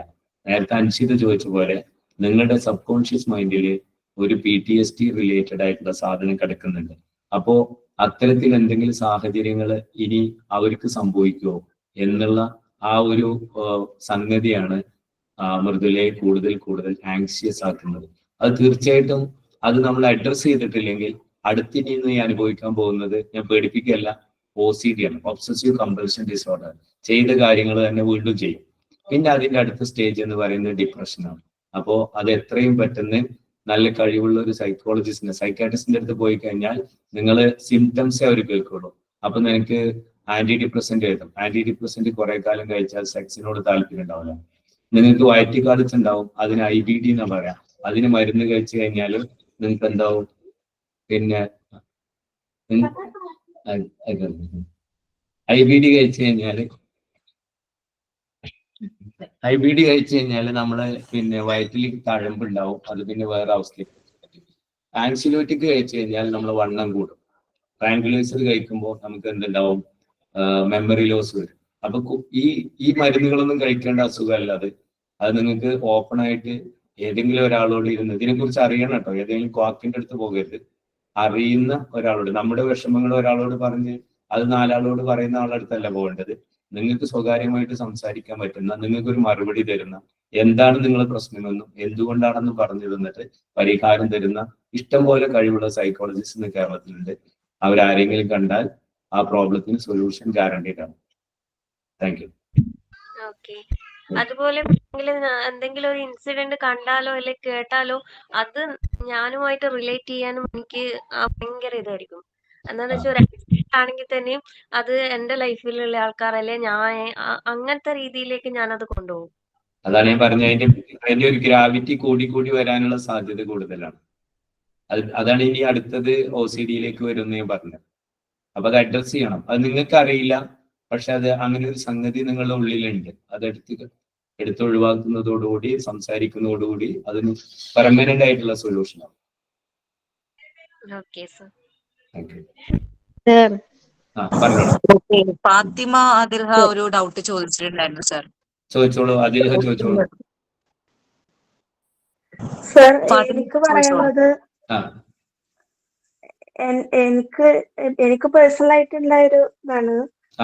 എന്താ നമ്മളിപ്പോ ഈ ടെൻഷനും ഇതൊക്കെ സ്ട്രെസ്സും കുറയാൻ വേണ്ടിട്ട് നമ്മളെപ്പോഴും ബിസി ആയി, നമ്മളെ ലൈഫിൽ ബിസി ആയിക്കൊണ്ടിരുന്ന നമുക്ക് കുറെ ചിന്തകളും ഇതൊക്കെ കുറയും എന്ന് വിചാരിക്കുമ്പോ നമ്മൾ എന്തേലും ഒരു ഇപ്പൊ അതിന് സംബന്ധിച്ചിട്ടാണ് ഞാൻ ഈ സിൻസ് അക്കാദമിയിൽ ജോയിൻ ആവണമെന്ന് കരുതി ആയതാണ്. പക്ഷെ നമ്മൾ എന്തെങ്കിലും കോഴ്സ് പഠിക്കുക, ഇതേപോലെ ഇപ്പോ നിങ്ങളെ ക്ലാസ് കേട്ടോണ്ടിരിക്കുക, അങ്ങനെ എന്തെങ്കിലും സ്പെഷ്യലായിട്ട് എന്തെങ്കിലും ക്ലാസ് കേട്ടോണ്ടിരിക്കുക, ഇതൊക്കെ ചെയ്യണമെങ്കിൽ മറ്റു പുറത്തുനിന്ന് എന്തെങ്കിലും ബഹളോ അങ്ങനെ എന്തെങ്കിലും വെക്കണം. ഇപ്പൊ ഒരു കുട്ടിയുള്ളതാണ്, അപ്പൊ നമുക്ക് രണ്ടും പാടെ നമുക്ക് ഒപ്പം മാനേജ് ചെയ്യാൻ കഴിയില്ല. ദേഷ്യം വർദ്ധിക്കണം, അപ്പൊ സ്ട്രെസ് കൂടണം. നമ്മള് ഇവിടെ ഇല്ലാത്ത പോലെ എനിക്ക് തോന്നും. അത് എന്തുകൊണ്ടാന്ന് അറിയാൻ. ഇതിന്റെ പേരാണ് ഐറോണിക് റീബൗണ്ട് എന്ന് പറയുന്നത്. ഞാൻ നേരത്തെ പറഞ്ഞു, അത് the more you want to concentrate somewhere, the more you will be distracted with something which gives you pressure. അപ്പൊ അതിന് നമുക്ക് അതിനെ അഡ്രസ് ചെയ്യണം. ആ പ്രശ്നം തീർക്കാവുന്നതാണ്. അപ്പോ ഏകാഗ്രത നഷ്ടപ്പെടുകയും നമ്മൾ ചെയ്യുന്ന തൊഴിൽ, നമ്മൾ ചെയ്യുന്ന മേഖലയിൽ പോലും നമുക്ക് കോൺസെൻട്രേറ്റ് ചെയ്യാൻ പറ്റാതിരിക്കുകയും ചെയ്യുന്നു എന്നുള്ളതാണ്. അതിന് കാരണമുണ്ട്. അപ്പൊ ഇതേപോലെ തന്നെ നമ്മൾ ഓപ്പൺ ആയിട്ട് സംസാരിച്ചാൽ ആ പ്രശ്നത്തിനെ പരിഹരിച്ച് നമുക്കതിന് മുന്നോട്ട് പോകാൻ പറ്റും. ഇതിന്റെ പേരാണ് ഐറോണിക് റീബൗണ്ട്. ഇവിടെ പ്രശ്നം ഉണ്ട്, ടെൻഷൻ ആവാനൊക്കെ ഉണ്ട്. അപ്പൊ അയിമന്ന് റിലീസ് ആവാൻ വേണ്ടിയിട്ട് ഞാൻ സ്വയം എന്തെങ്കിലും ഒരു ക്ലാസ്സോ അല്ലെങ്കിൽ എന്തെങ്കിലും നമ്മൾ ശ്രദ്ധിച്ച് കേൾക്കാൻ പറ്റിയ ഇതേപോലത്തെ ക്ലാസ്സുകളോ അല്ലെങ്കിൽ എന്തെങ്കിലും ഒരു കോഴ്സിൽ അറ്റൻഡ് ചെയ്തിട്ട് എന്നാ പിന്നെ അയിമ ബിസി ആയിക്കൊണ്ടിരിക്കുമല്ലോ. അപ്പോ നമുക്ക് കുറച്ച് സമയം അങ്ങനെ പോലെ ഒഴിഞ്ഞിരിക്കുമ്പോഴാണ് ഞാൻ കൂടുതൽ ടെൻഷൻ ആവുക. അപ്പൊ നമ്മള് ലൈഫ് ബിസി ആക്കാൻ വേണ്ടിയിട്ട് ഞാൻ എന്തെങ്കിലും കോഴ്സൊക്കെ ചെന്ന് കയറാനൊരു ധൈര്യക്കുറവുണ്ട്. അത് നമുക്ക് പൂർണ്ണമാക്കാനും മുഴുവനാക്കാൻ പറ്റൂല. അപ്പൊ നമ്മള് ആ ദേഷ്യവും ഇതൊക്കെ എന്റെ മോന്റെ കുട്ടി കരയണ കേൾക്കുമ്പോഴും ഒക്കെ സ്ട്രെസ് കൂടിയിട്ട് പിന്നെ കുട്ടിയെ നമ്മള് കൂടുതൽ അടിക്കും. ആ ദേഷ്യത്തിൽ കൂടുതൽ അടിക്കും. പിന്നെ തോന്നുക നമ്മള് അടിച്ചു പോണ്ട്, എന്താ കാട്ടേണ്ടത് നമുക്ക് തോന്നില്ല. ചില സമയത്ത് കുട്ടി നല്ല കരച്ചിൽ കരയുമ്പോ നമുക്ക് അപ്പോ ഒരു മൈൻഡില് തലയിന്ന് എടുത്തിട്ട് ഇങ്ങോട്ട് അമർത്തിയാലോ അങ്ങനെയൊക്കെ നമുക്ക് ഇങ്ങോട്ട് തോന്നിപ്പോകുക. പിന്നെയാണ് ഇതിന്റെ മോനല്ലേ നമുക്ക് കുറച്ച് കഴിഞ്ഞിട്ടാണ് അത് ഒരു റിലീസ് ആകുക. അങ്ങനെ സ്ട്രെസ് കൂടണം. അപ്പൊ ഞാൻ ഇങ്ങനത്തെ ക്ലാസ്സും ഇതൊക്കെ പരമാവധി കേൾക്കാതെ അങ്ങനെ നോക്കും. നമുക്ക് രണ്ടും പാടെ മാനേജ് ചെയ്യാൻ പറ്റുന്നില്ല. അതാണ് ഇപ്പൊ ഒരു പ്രശ്നം. അതായത് നമ്മള് തലവേദന ഉള്ളപ്പോ നമ്മൾ കാലുമേക്ക് ഒരു കരിങ്കല്ലിടുന്ന പോലെയാണ് ഇപ്പൊ സംഭവിക്കുന്നത്. അപ്പോ നിങ്ങൾ അങ്ങനെയല്ല, ആ തലവേദന സുഖമാക്കാനാണ് സിൻസിനെ നമ്മൾ ജോയിൻ ചെയ്യേണ്ടത്. അപ്പൊ ആ തലവേദന എന്തുകൊണ്ടാണ്? തലവേദന ഒരു പക്ഷേ പിന്നെ മൈഗ്രെയിന്റെ തലവേദനയാവോ, അല്ലെങ്കിൽ നമുക്ക് എന്തെങ്കിലും സൈനസൈറ്റിസ് പോലുള്ള ഇഷ്യൂ ഉണ്ടാവോ, അല്ലെങ്കിൽ വേറെ എന്തെങ്കിലും ഇതുണ്ടാവോ. അപ്പൊ സിംറ്റംസ് മാത്രമേ ഇപ്പൊ നമ്മൾ കണ്ടിട്ടുള്ളൂ. ഇതിന്റെ റൂട്ട് കോസിലേക്ക് നമ്മൾ എത്തിയിട്ടില്ല. ഫാത്തിമത്ത് എവിടെയാണ് വീട്? എവിടെ? പാലക്കാട് ജില്ല, നാട്ടുകല്ലാണ്. നീ നാട്ടുകല്ലിലാണെങ്കിൽ ഉണ്ണിയാലിലാണ് എനിക്ക് തന്നെ സഹായിക്കാൻ കഴിയും. ഒരു ദിവസം അതിനുള്ള പ്ലാൻ ചെയ്താൽ അതിങ്ങനെ ഫോണിലൂടെ തീർക്കാൻ പറ്റുന്നതല്ല, എനിക്ക് തന്നെ സഹായിക്കാൻ കഴിയും. No result no payment. Result ഇല്ലെങ്കിൽ പേയ്മെന്റ് ഇല്ല. ഇന്ന് എനിക്ക് ക്യാഷ് ഇല്ലെങ്കിലും എന്നെ വന്ന് കാണും. അത് അഡ്രസ് ചെയ്യണം കേട്ടോ. Okay, right. സർ 2 സ്റ്റുഡൻസ് കൂടി, റിസ്വാന, ഹിബ കൂടി. ഓക്കെ, പറഞ്ഞോട്ടെ, ചോദിച്ചോളൂ. Hi sir, good afternoon. Good afternoon. Sir എന്നെ ഓർമ്മയുണ്ടെന്ന് വിചാരിക്കുന്നേ. തീർച്ചയായിട്ടും റിസ്വാന ഓർമ്മയുണ്ട്. You are the star there. Sir എനിക്ക് എന്താന്ന് വെച്ചാല് എനിക്കൊരു മോനുണ്ട്. അപ്പൊ ഞാൻ കൂടുതലായിട്ട് സ്ട്രെസ് ചെയ്യുന്നത് ഓനെ കുറിച്ചിട്ടാണ്. ഓനിപ്പോ ആകെ 2nd സ്റ്റാൻഡേർഡ് എത്തിയിട്ടുള്ളൂ. പക്ഷെ അവന്റെ പഠിപ്പായാലും കാര്യങ്ങളായാലും ഇതുപോലെ എനിക്ക് ഈ മൈഗ്രെയിന്റെ തലവേദന ഇടക്കിടക്ക് വരാറുണ്ട്. അപ്പോ ഓൻ എന്തെങ്കിലും ചോദിക്കാനായിട്ട് വന്നു. ഇപ്പൊ മെയിനായിട്ട് ഓൻ വരാൻ ഈ ടിവിക്ക് വേണ്ടിയിട്ടാ. ഞാൻ ടി വി വെച്ചോട്ടെ എന്ന്. ഇപ്പൊ ഞാൻ പറയും മോൻ ഇപ്പൊ പഠിച്ചു കഴിഞ്ഞിട്ട് വെക്കാം. അപ്പൊ പിന്നെയും റിപ്പീറ്റ് ചെയ്യുന്നേരം പിന്നെ 2 പ്രാവശ്യം ഞാൻ നോർമലായിട്ട് പറഞ്ഞ 3ാമത് എന്റെ വോയിസ് ഭയങ്കര റഫായിട്ടാ വരാന്. ഭയങ്കര ഒരു റൂഡായിട്ടുള്ള പെരുമാറ്റമായിരിക്കും എന്റെ അടുത്തുനിന്ന് ഉണ്ടാവാന്. അപ്പൊ ആ ടൈമിൽ മോൻ നല്ലോണം പേടിക്കും. പിന്നെ എനിക്ക് സങ്കടവും, വെറുതെ എനിക്ക് ഭയങ്കര സങ്കടമായിരിക്കും. ഞാൻ നല്ലോണം പറഞ്ഞു പോയല്ലോ, എന്റെ അടുത്ത് തെറ്റുപറ്റിപ്പോയല്ലോ എന്ന് ചോദിച്ചിട്ട്. അപ്പൊ ഞാൻ പിന്നെ അവന്റെ അടുത്ത് പോയി നല്ല രീതിയിൽ തന്നെ നിൽക്കും. ഇനി അങ്ങനെ ചെയ്യണ്ടെന്ന് വിചാരിക്കുമ്പോ പിന്നെ ഇത് റിപ്പീറ്റ് തന്നെ ചെയ്തു. ഓന്റെ പഠിപ്പ് അതെന്നെ ഞാൻ വെറുതെ ഓവറായിട്ട് ഇങ്ങനെ കൊണ്ടെടുക്കും. എന്നിട്ട് ഞാൻ തന്നെ സ്ട്രെസ് ആയിട്ട് അനുഭവിക്കും. അതിപ്പോ എന്റെ ഏറ്റവും വലിയ പ്രശ്നം. എല്ലാരും പറയും ഓൻ ചെറുതല്ലേ, ഓന് വിട്ടേക്ക്. പക്ഷെ അതെനിക്ക് പറ്റുന്നില്ല. ഞാൻ അധികം കൂടുതൽ നോക്കിയാലും ഓൻ ആദ്യം നല്ല മാർക്ക് കാര്യങ്ങളൊക്കെ ഉണ്ട്. ഇപ്പൊ ഓന് മാർക്കൊക്കെ കുറഞ്ഞു. അപ്പൊ ഞാനിങ്ങനെ കൂടുതലായിട്ട് ഓനെ ഫോക്കസ് ചെയ്യുന്നോണ്ടാണോ എന്നൊരു ഡൗട്ട്. എത്ര വയസ്സായി? ഇപ്പൊ ഈ മെയ് ആയാലും 8 years ആയി. റിസ്വാന, ഈ ഞാൻ നേരത്തെ പറഞ്ഞ ഏർലി ചൈൽഡ്ഹുഡ് കാലഘട്ടത്തിൽ ആ കുട്ടിക്ക് ഉണ്ടാവുന്ന സ്ട്രെസ്, അതിപ്പോ സ്ട്രെസ്സാണ് നീ കൊടുത്തുകൊണ്ടിരിക്കുന്നത്. ഈ കുട്ടി തീർച്ചയായിട്ടും ഇങ്ങനെ പോയി കഴിഞ്ഞാൽ NDD പീറ്റർ പാൻ സിൻഡ്രത്തിലേക്ക് വരും. അപ്പോ നീ ഇപ്പൊ ഒരു ഹിറ്റ്ലർ പാരന്റ് ആണ് അവന്റെ മുമ്പിലാവുന്നത്. അത് എത്രയും പെട്ടെന്ന് നിർത്തണം. എനിക്ക് നഷ്ടപ്പെട്ടത് എന്റെ കുട്ടിയിലൂടെ ഉണ്ടാക്കണം എന്നൊരിക്കലും നീ ചിന്തിക്കരുത്. കാരണം ആ കുട്ടി, ആ ഒരു ചിന്ത ഞാൻ തോന്നുന്നു എന്റെ മനസ്സിൽ. കാരണം എന്റെ ഹസ്ബൻഡും പറയാനതാ, നമുക്കൊക്കെ സാഹചര്യം കൊണ്ട് നഷ്ടപ്പെട്ടത് ഓനിലൂടെ നേടി. പക്ഷെ അത് പറഞ്ഞാലും നമുക്ക് ഉണ്ട്. ഓൻ എന്താണോ ആഗ്രഹിക്കുന്നത് ആ ഒരു രീതിക്ക് ഓനെ ചെയ്യിപ്പിക്കാൻ നമ്മളെ ആഗ്രഹത്തിന് വേണ്ട, ഓന്റെ ആഗ്രഹത്തിന് അങ്ങനെ ഞാൻ പറഞ്ഞിട്ടില്ല. പഠിക്കാൻ ഫോഴ്സ് ചെയ്യുന്നു. അതാ എന്റെ ഏറ്റവും എനിക്ക് തന്നെ തോന്നുന്ന നെഗറ്റീവ്. അതാ അങ്ങനെ ഞാൻ പറഞ്ഞിട്ടില്ല, അത് തെറ്റാണ്. അവൻ ആഗ്രഹിക്കുന്ന പോലെയല്ല അവനാക്കേണ്ടത്, അത് തെറ്റാണ്. എന്റെ ഹസ്ബൻഡിന്റെ ആഗ്രഹം അങ്ങനെയാ, അതാ പറയാന്. ഈ കുട്ടി, എല്ലാവർക്കും കഴിവുകളുണ്ട്. അവരുടെ കഴിവുകൾ കാണിച്ചു കൊടുക്കാൻ പാരന്റ്സിന് മാത്രമേ കഴിയുള്ളൂ. അപ്പൊ അതുകൊണ്ട് അവർ ഏത് മേഖലയിലേക്കാണ് പോകേണ്ടത് എന്ന് നമ്മൾ തീരുമാനിക്കണം. അതിനനുസരിച്ച് അവരെന്ത് ചെയ്യണം, നമ്മൾ ഗൈഡ് ചെയ്ത് വിടണം. അല്ലാതെ ഈ സോഷ്യൽ മീഡിയയിൽ വന്ന് പറയുന്ന പോലെ കുട്ടീന്റെ ആഗ്രഹത്തിന് വിട്ടാൽ കുട്ടി ചിലപ്പോ ഇപ്പോ മൊബൈൽ ഫോൺ ഉപയോഗിക്കാനും, എല്ലാവരും കാർ റേസർ ആവാനും, എല്ലാവരും പാട്ടുകാരാവാനും, എല്ലാവരും മറ്റുള്ളതൊക്കെ ആവാനും ആഗ്രഹിക്കുന്നത്. ഇതൊന്നും പ്രൊഫഷണൽ അല്ല.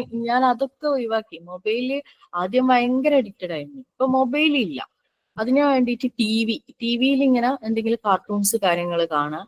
പിന്നെ എല്ലാ കാറിനോട് ക്രൈസ് കൂടുതലാണ്.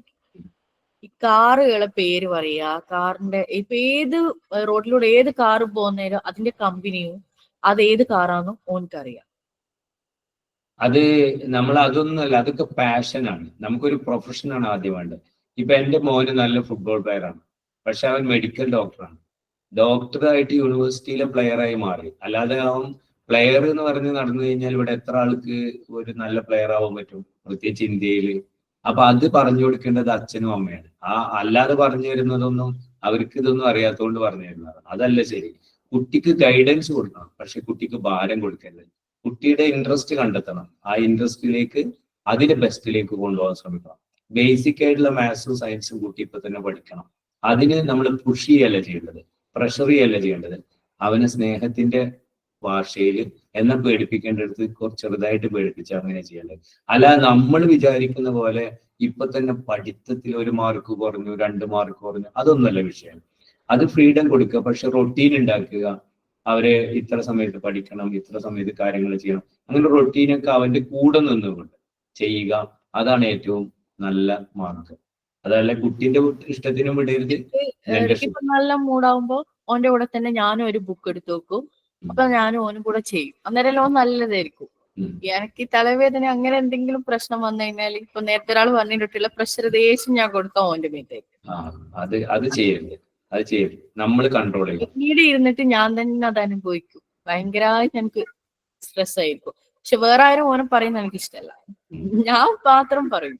അതൊരു തരം പൊസസീവ്നെസ് ആണ്, അതും പ്രശ്നമാണ്. Okay, all the best. Okay, thanks. Okay, രണ്ടാൾക്കാർ കൂടി ആർക്കാണ് ഇനി ഡൗട്ട്സ് സാറിനോട് ചോദിക്കാനുള്ളത് പെട്ടെന്ന് തന്നെ ചോദിച്ചോളൂ കേട്ടോ സർ.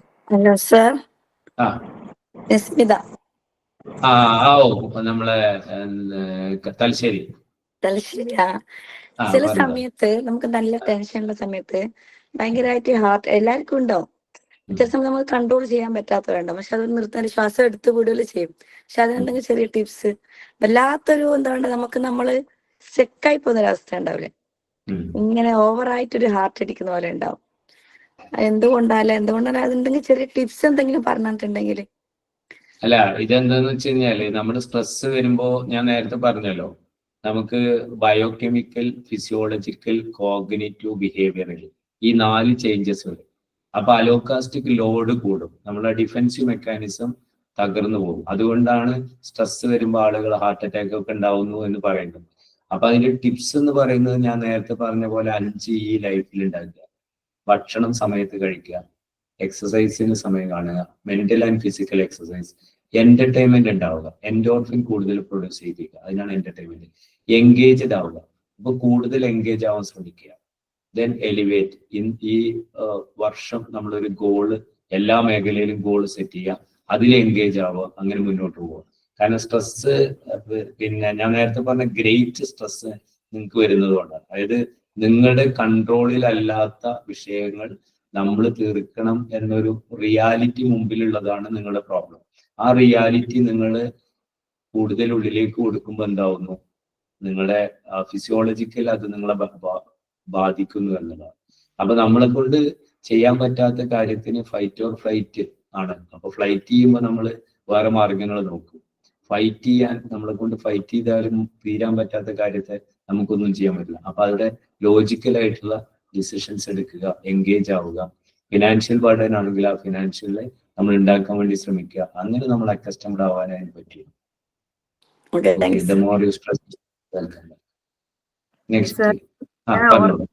ഉറക്കത്തിൽ ഇങ്ങനെ ചില സമയങ്ങളിൽ ഉറക്കത്തിൽ ഇങ്ങനെ നെട്ടിപ്പോവാ എന്ന് വെച്ചാല് നോർമലി കടന്നതായിരിക്കും, ടെൻഷൻ അങ്ങനെ ഒന്നും ഉണ്ടാവില്ല. പെട്ടെന്ന് നെട്ടി കഴിഞ്ഞാൽ പിന്നെ പിറ്റേ ദിവസമൊക്കെ ഉറങ്ങാനൊരു പേടി പോലെ. അങ്ങനെ സംഭവിക്കുമോ എന്നുള്ള ഒരു ഇതാണ്. അപ്പം കസിൻ ഡോക്ടർ, അപ്പൊ അവള് പറഞ്ഞു നിനക്ക് എന്തെങ്കിലും ഉള്ളിൽ എന്തെങ്കിലും ടെൻഷൻ ഉണ്ടാവും, അതുകൊണ്ടായിരിക്കും വിചാരിക്കും.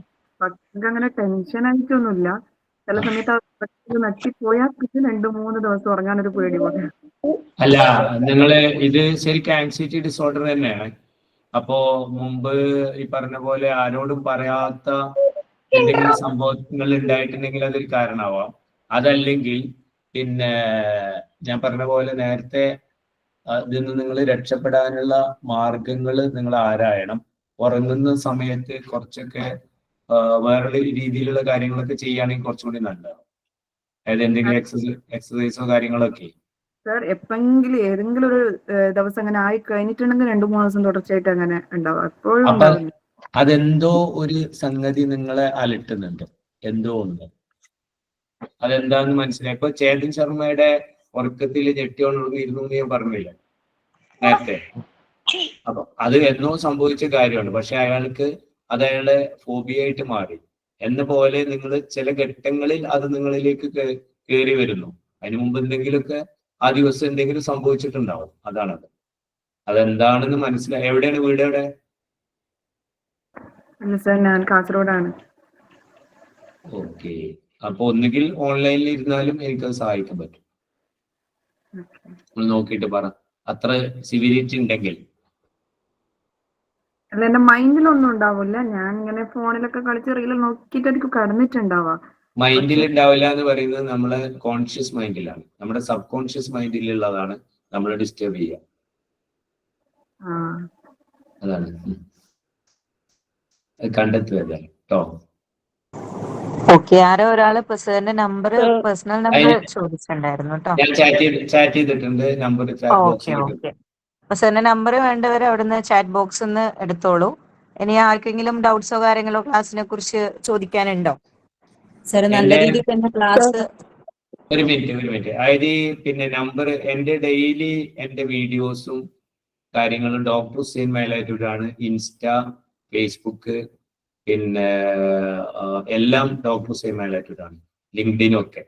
അപ്പൊ എന്റെ എല്ലാ ദിവസവും ഇൻഫോർമേറ്റീവ് ആയിട്ടുള്ള റീൽസ് ആണ് ഞാൻ വിടാറുള്ളത്. അപ്പോ അത് ഫോളോ ചെയ്യുമ്പോൾ കുറച്ചും കൂടി കുറെ ആളുകൾ അത് ചെയ്യുന്നവരുണ്ട്.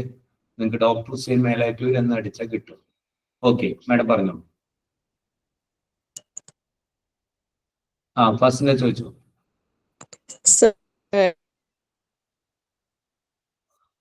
നെറ്റ്വർക്ക് ഇഷ്യൂ ഉണ്ട്, കേൾക്കുന്നില്ല. സാർ ഐഡി ക്ലിയർ ആണോ? പറഞ്ഞു. ഇപ്പൊ കേൾക്കുന്നുണ്ടോ? ക്ലിയർ ആണോ? ഉണ്ട്, കേൾക്കുന്നുണ്ട്.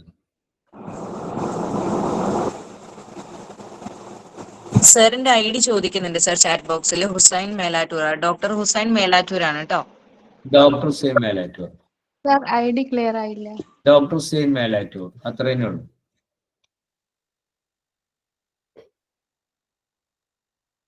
ഇൻസ്റ്റയും എഫ്ബിയും വാട്സപ്പും ഒക്കെ അത് തന്നെയാണ്.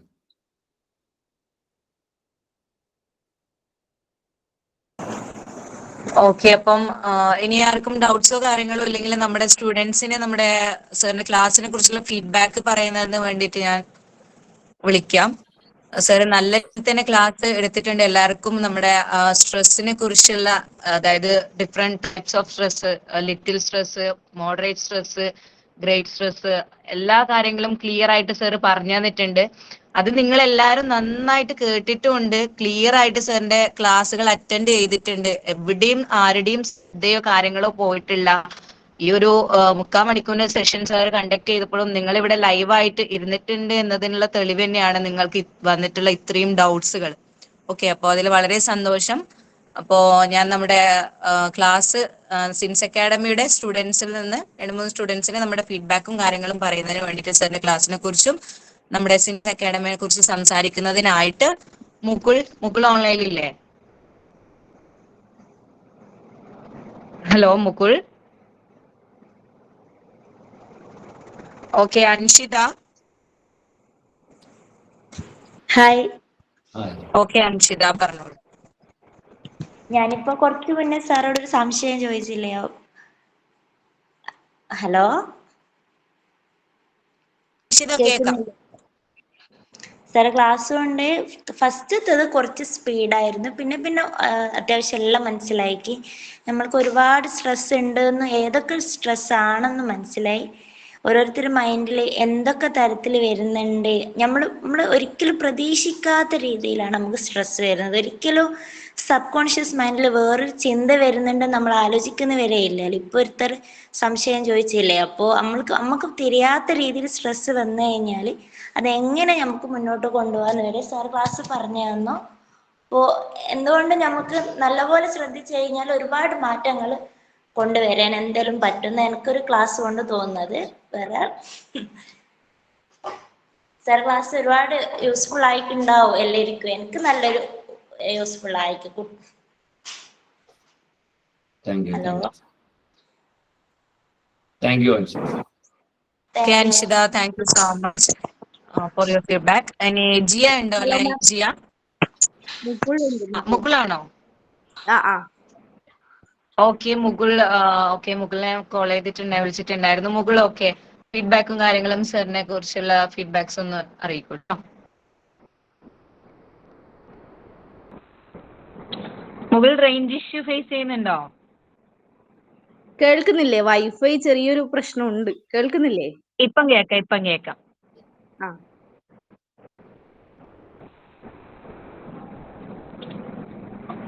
ഓക്കെ മുകുൾ, നമ്മുടെ സാറിന്റെ ക്ലാസ് എങ്ങനെ ഉണ്ടായിരുന്നു? ഹെൽപ്ഫുൾ ആയിരുന്നോ?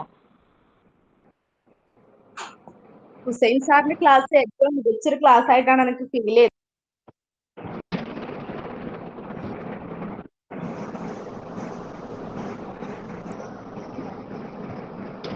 മുകളിന് റേഞ്ച് ഇഷ്യൂ ഉണ്ടെന്ന് തോന്നുന്നു. ഞാൻ കേട്ടു, ഫീഡ്ബാക്ക് ഞാൻ കേട്ടിട്ടുണ്ട്. Thank you Mukul. Okay, Jiya ഉണ്ടോ ലൈനില്? Good evening sir. Good evening. ഞാൻ ഫസ്റ്റ് ടൈമാണ് സാറിന്റെ ക്ലാസ്സിൽ കയറുന്നത്. എന്താ പറയാ, അതേപോലെ തന്നെ നന്നായിട്ടുണ്ടായിരുന്നു സാർ. ഞാൻ എല്ലാം ഫുള്ള് ശ്രദ്ധിച്ചിട്ടുണ്ടായിരുന്നു. ഓരോ കാര്യങ്ങളും സാർ എടുത്തെടുത്ത് പറയുമ്പോൾ നമ്മുടെ സ്ട്രെസ് നമ്മൾ എങ്ങനെ കുറയ്ക്കാമെന്നും അതേപോലെ തന്നെ എങ്ങനെ നമുക്കത് എന്ത് കാര്യമാണ് നമുക്കത് മനസ്സിലാക്കാം, നമ്മുടെ സ്ട്രെസ് എന്തുകൊണ്ടാണ് ഉണ്ടാവണമെന്ന് സാർ നന്നായിട്ട് തന്നെ പറഞ്ഞു തന്നിട്ടുണ്ട്. പലപ്പോഴും ഞാൻ മാരീഡ് അല്ല, പക്ഷേ മാരേജ് കഴിഞ്ഞ് കഴിഞ്ഞാൽ എന്തൊക്കെ കാര്യങ്ങൾ വരുന്നുണ്ടെന്ന് തന്നെ സാർ പറഞ്ഞു തന്നിട്ടുണ്ട്. ഇത് എന്താ പറയുക, ഇപ്പോഴും അതേപോലെ തന്നെ ഭാവിയിലേക്ക് നല്ല ഒരു എന്താ പറയുക ഉപകാരമായിട്ട് നന്നായിട്ട് വരുന്ന കാര്യങ്ങൾ തന്നെയാണ് സാർ പറഞ്ഞത്. നമുക്ക് എന്തൊക്കെ കാര്യങ്ങൾ ശ്രദ്ധിക്കാൻ പറ്റുമെന്നും എന്തുകൊണ്ട് നമ്മളത് വരുന്നുവെന്നും അതേപോലെ തന്നെ അതെങ്ങനെ കുറയ്ക്കാം എന്ന് സാർ നന്നായിട്ട് പറഞ്ഞു തന്നിട്ടുണ്ട്. And thank you sir. Welcome welcome. Okay, Shahana, Aswathy. Hi, good evening. Shahana പറയും. Good evening. Good evening. ആദ്യം തന്നെ സാറിനോട് ഒരു നന്ദി പറയാണ്. സാറ് എല്ലാ പ്രാവശ്യവും വന്ന് നല്ല നല്ല ക്ലാസ്സാണ് എടുത്തു തരുന്നത്. അതുപോലെ തന്നെ സാറിനിവിടെ കൊണ്ടുവരുന്ന സിൻസ് അക്കാദമിയോടും ഈ അവസരത്തിൽ നന്ദി അറിയിക്കണേ. സാറിന്റെ എല്ലാ ക്ലാസ്സും ഞാൻ കേൾക്കാറുണ്ട്. അതുപോലെ മലപ്പുറത്ത് വെച്ചുള്ള ക്ലാസ്സിന് ഞാൻ വന്നിട്ടുണ്ട്.